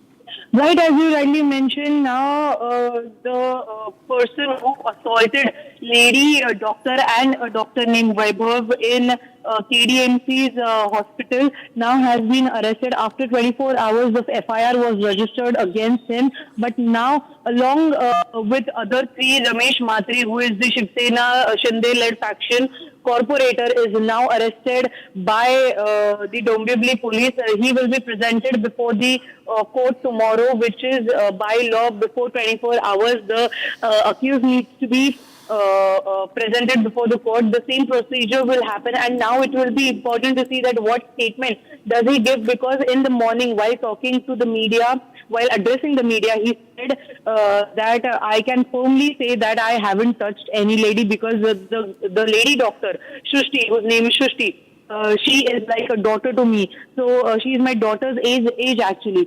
So I can firmly say that I haven't touched her. So now it will be important to see that whether they will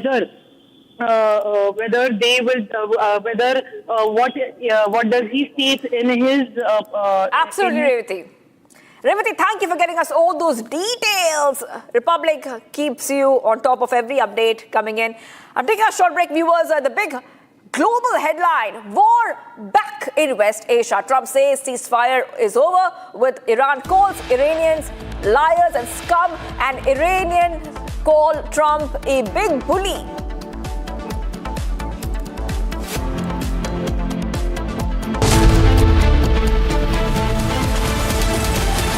चमकी चाट से क्या बना है? Sandwich, लस्सी और छाछ और हर घूंट में चमकी चाट। अब बताओ, स्वाद आया? असली स्वाद सिर्फ चमकी चाट। AU सेविंग्स अकाउंट में मिलते हैं amazing benefits, paperless banking and higher interest, वो भी हर महीने। Money money money money every month. सोच बदलो और बैंक भी।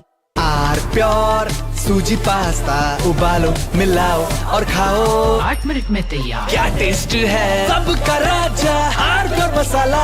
हनी, इस घर में कुछ है जो टूटता नहीं। ये पिलर कभी नहीं टूटेगा। रुंगटा स्टील TMT से बना।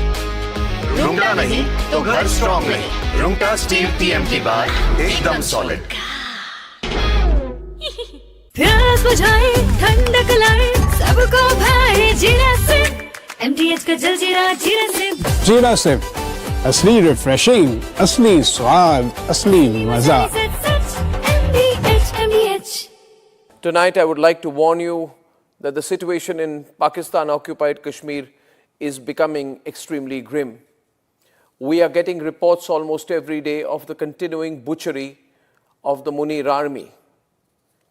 Asif Munir has told his army and told the security forces and his rangers and the Pakistani army to sharpen their guns against unarmed civilians. Ladies and gentlemen, Asif Munir is planning and preparing for an even bigger bloodbath in POK. Just hours before the all or nothing march called by the free people of Pakistan-occupied Kashmir on 9th July, Asif Munir's army and the rangers are preparing to carry out another genocide. As you know, ladies and gentlemen, on the 5th of July, when thousands of Kashmiri men, women, children and even the elderly came out peacefully to participate with fight flags. The Pakistan Army was surprised to see the numbers increase in Abbaspur, Rawalkot and Muzaffarabad. If you are watching this tonight, ladies and gentlemen, I would like to tell you that this has become an unstoppable protest. These civilians are only asking for electricity and flour, that is atta, from the dams, electricity from the dams they themselves produce power from. What did they get in return? Live bullets, tear gas shells. Ladies and gentlemen, the park rangers and security forces opened fire on these unarmed civilians. Pakistan's forces opened fire. They didn't use tear gas, they used live ammunition on their own people. And things are potentially going to get worse because we know that at least 1,500 people have already been arrested. Omar Abdullah, Mehbooba Mufti, all these fake Kashmiri leaders, the people of POK are asking them to speak up for them, but they're looking the other way because Mehbooba Mufti needs the permission of the ISI to open her mouth. Ladies and gentlemen, she will not speak for Kashmiris. My dear viewers, a senior JAAC leader whose clips have gone viral, Sardar Aman Khan, has been forced to appeal. He says, should we...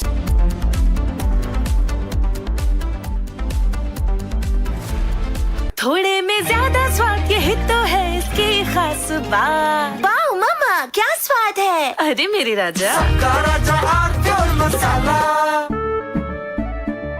केसरिया से मन जोगी हुआ रे दिल झूमे देखो मतवारा हुआ रे केसरिया से मन जोगी हुआ। हर पल मनाओ केसरी त्योहार। विमल बोलो जुबान केसरी। चमकी चाट से क्या बना है? आलू चाट या फ्रूट चाट, स्वाद बनाए चमकी चाट। क्या बात है? स्वादिष्ट पकोड़े और परेशान, अरे चमकी चाट है इसकी जान। असली स्वाद सिर्फ चमकी चाट। Shame on Meta. Shame on Mark Zuckerberg. Shame on every member of the senior management of Meta. Shame on the Indian bosses of Meta. And I'm not talking about some distant Silicon Valley scandal. I'm talking about what Meta is doing to children. I'm talking about what Meta is doing to our children. I'm talking about sexual abuse, pedophilia, and child pornography being encouraged by Mark Zuckerberg.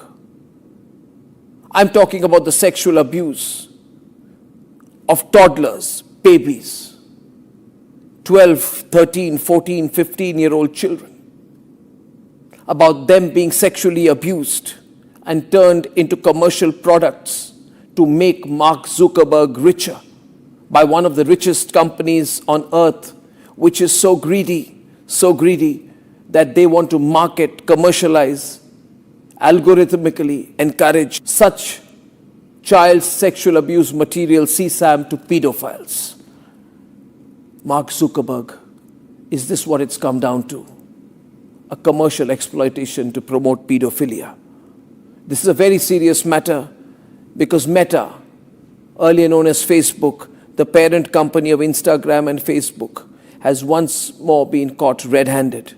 This time it is for commercializing pedophilia. Let me repeat that in case you are struck by disbelief. Meta has been caught red-handed commercializing pedophilia. Child sexual abuse material is very, very concerning. It's CSAM. Now this child sexual abuse material or CSAM content is running on Instagram, which is commercializing pedophilia, isn't it?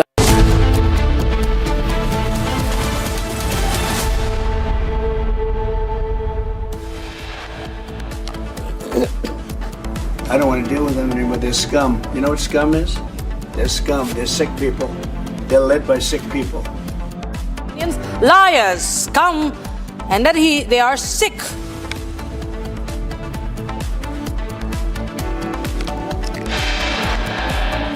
Action on the recent US attacks on Iran, and why don't you fear that this will overshadow this summit? Well, I think it was absolutely necessary.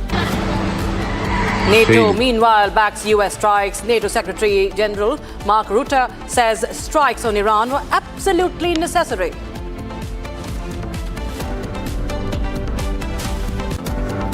Iranian Foreign Minister says that ceasefire MOU grossly violated, will hit back.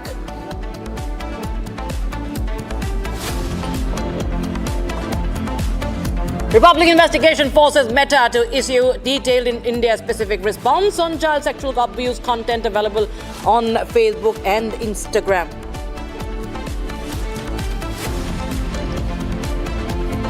Meta goes all defensive, refuses to take ownership for removal of child sexual abuse content after big Republic expose.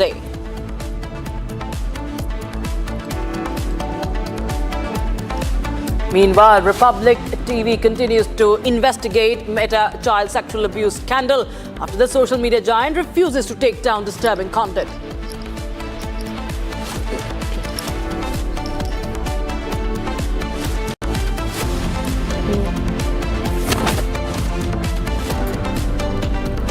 Very warm welcome, viewers. You're watching Republic TV and I'm Rakshita Mishra with you. Let's start with what's happening in West Asia. Now, the European Union Foreign Policy Chief Kaja Kallas has said that Iranian attacks on ships near the Strait of Hormuz violated the commitments under the Memorandum of Understanding, calling it attacks on Bahrain and Kuwait unacceptable, and adding that EU foreign ministers, the European Union foreign ministers, will meet the Gulf counterparts next Monday to discuss the implementing of the agreement and preserving the freedom of navigation. And that's the breaking news we have right now. We're getting in an update from European Union. We have OR Shaked joining us from New York right now. How do you see this development that's coming in as we see the war? The ceasefire has collapsed. It was anyway fragile, Mr. Shaked. And now the European Union also comes in and says that it's condemnable Iranian attacks on ships. NATO is also, this time at least verbally, backing Donald Trump. Yes. So first of all, thank you for having me, and good evening and good morning from New York. So as far as the recent developments, I think that the recent statements made by Trump at the NATO summit in Turkey are largely performative. They do display Trump's growing dissatisfaction from the talks and some of the hurdles that were put along the way by the Iranians, by their consistent attacks on tankers in the Strait of Hormuz. But I don't necessarily see that as something that is like the deal breaker. If history shows, once Trump decided to really go to the path of negotiations in this 60-day period, he wasn't necessarily looking at other options and wanted to focus on that rather than kinetic strikes that were apparent before. So yes, it does reflect his growing impatience and dissatisfactions, but I really don't see that at that threshold of attacks, especially after the American response, that we see that as a complete break of the MOU. I think that the Iranians also responded in a performative way, rather than something that means that this entire negotiation process is over. Shaked, in fact, we also see that how the Middle East, the West Asian countries like Kuwait are also now facing strikes, and the world is now concerned as we see this right after this statement. The oil prices have jumped up, and now while we were waiting for some relief, it seems that we are bracing for a deeper crisis, isn't it, as far as the oil and energy supply is concerned? Of course, I mean all of these Iranian aggression actions have, created an imbalance in the oil market once again. Don't forget that one of the things that the U.S. was caring for very much as part of this negotiation process with the Iranians is the ability to keep the supply chains normalized, just as it was before the war started in February. And at this point, it seems like there's diminishing returns as far as it pertains to the continuation of the negotiations. I also think that there are many things that need to be taken into account when the U.S. Moves forward into the prospect of more kinetic strikes on the Iranian regime. And that, of course, has to do with the overall dissatisfaction that has been showed pretty consistently among the American public domestically as it pertains to the war. But if Trump can go ahead and make the argument that regardless of whether things escalate with Iran or not, kinetically, there would be problems economically in terms of the oil supply chain, then maybe that would strengthen actually the case to further its strikes on the Iranian regime. All right. So just stay on with us, Mr. Shaukat. We have some breaking news also coming in. Now, UAE's presidential advisor Anwar Gargash has condemned the Iranian attacks on Qatari and Saudi commercial tankers in the Strait of Hormuz, along with repeated aggression against Bahrain and Kuwait, saying that these actions clearly show that Tehran remains incapable of committing to de-escalation and turning the page on war. He also emphasized that Gulf Arab states cannot continue to serve as targets for the Iranian wavering between escalation and the path of rationality, stability, and peace. So this is the situation that we saw just months back, and we again see that Iranian attacks. In fact, we see the presidential advisor saying that there is condemning this strike. We have some more updates coming in fact, right now. And the Iranian media has published the footage of Iran's pre-dawn retaliation as well. So we're going to show you that. Let's break that first. We have pre-dawn retaliation that is being, the footage of which that is being published by Iran as Iranian media. And IRGC answered the US's latest breach of the ceasefire. That's what that is Iranian media citing it to be. And this is the visual that is coming in courtesy Iranian media.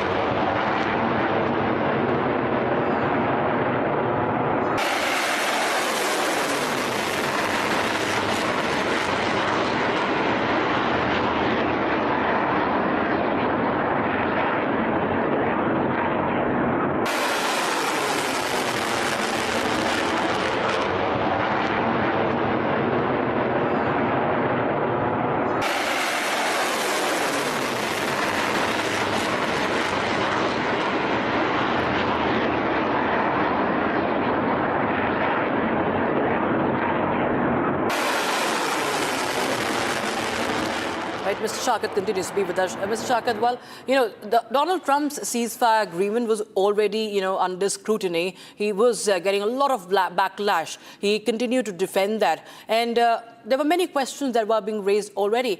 Now, from the perspective of Donald Trump, do you feel that while he was very desperate to get an off-ramp, he's now just plunging into a deeper crisis and more troubled waters now? But do you think that still will there be any support for him? Listen, I think that, as far as the administration goes, at least, there is still support for the negotiations. One of the things that Trump didn't mention in his series of statements from this morning is that he is withdrawing his envoys, Steve Witkoff and Jared Kushner, from the prospect of negotiations. He said something like, and I'm paraphrasing, of course, that they're going to stay until the Iranians reach out to them. So it's very clear that he's still leaving the door for negotiations open, even if he wants the Iranians to approach him first. But I just don't see a scenario unless the Iranians really decide to make a severe attack that would attack many Gulf countries en masse, that would create potentially casualties, including American casualties, forces in the region. I just don't see a scenario in which this escalates back to a full-length war. Again, it really these things are fluid. It remains to be seen what's going to happen kinetically. But I just don't see at this point that we've quite reached the threshold that would allow Trump to say, I'm renewing this war. The attacks start right now. I just don't see that way. Right. Yes, rightly put it out there, but just stay with us. We have more updates coming in. This is a statement that's coming from Iran. In fact, Iran has claimed that US had targeted at least, in fact, Iran claimed that it targeted the 85 US military strikes in Bahrain and Kuwait, declaring itself ready for decisive action in response to what it called US violations. Now, here's a situation, viewers, where we saw Iran, there were talks about reparations for the damage that has already been done. But here we are, where Iran is saying that it's going to strike back and it's hitting the military sites in Kuwait, in Bahrain. And they have said that there is no hold-bars attack now, and anyone who would be seemingly assisting United States will be dealt with. So that's the breaking news we have right now. IRGC joint strikes, jolting 85 US military strikes in Kuwait and Bahrain. These are the revenge operations, they call it. And we have Bahrain, Kuwait on target of Tehran.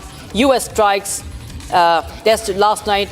More than 80, in fact, targets were hit by Iran. I beg your pardon, hit by the United States in Iran. And now, viewers, after the US waves of strike, you have Tehran vowing to hit, and it claims that it has in fact hit. And Mr. Sharkit, Iran says the era of bullying and extortion is over. It also says that it's going to not allow or not spare anyone who is who would be assisting United States in this. Iran, what does Iran right now have to retaliate? It is already we've seen that has incurred a lot of damage too. But you feel that how far this war can go for Iran also?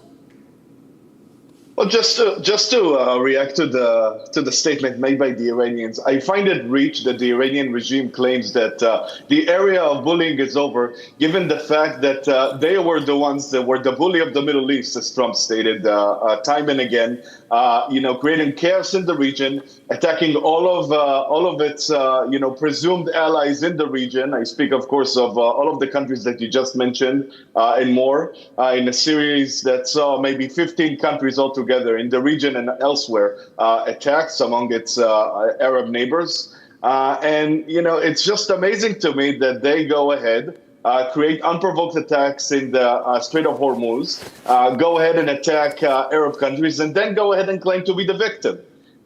So if there is any bullying happening, it is happening by the illegitimate Iranian regime that has not only bullied its neighbors, but also killed more than 40,000 of their own people for their own political gains. And again, it just goes to show what Prime Minister Netanyahu mentioned yesterday, and rightfully so, and that is that the Iranian regime cannot be trusted. I mean, if they are acting this way throughout these series of negotiations with the United States, which were legitimate good faith efforts by the American administration to try to reach understandings with the Iranian regime, how are they going to be trusted in any framework if it is ever established to maintain, to restrain itself, to not attack allies, to not support proxies, to not develop nuclear weapons, to not further develop their ballistic missiles arsenal? I mean, all of these things and more are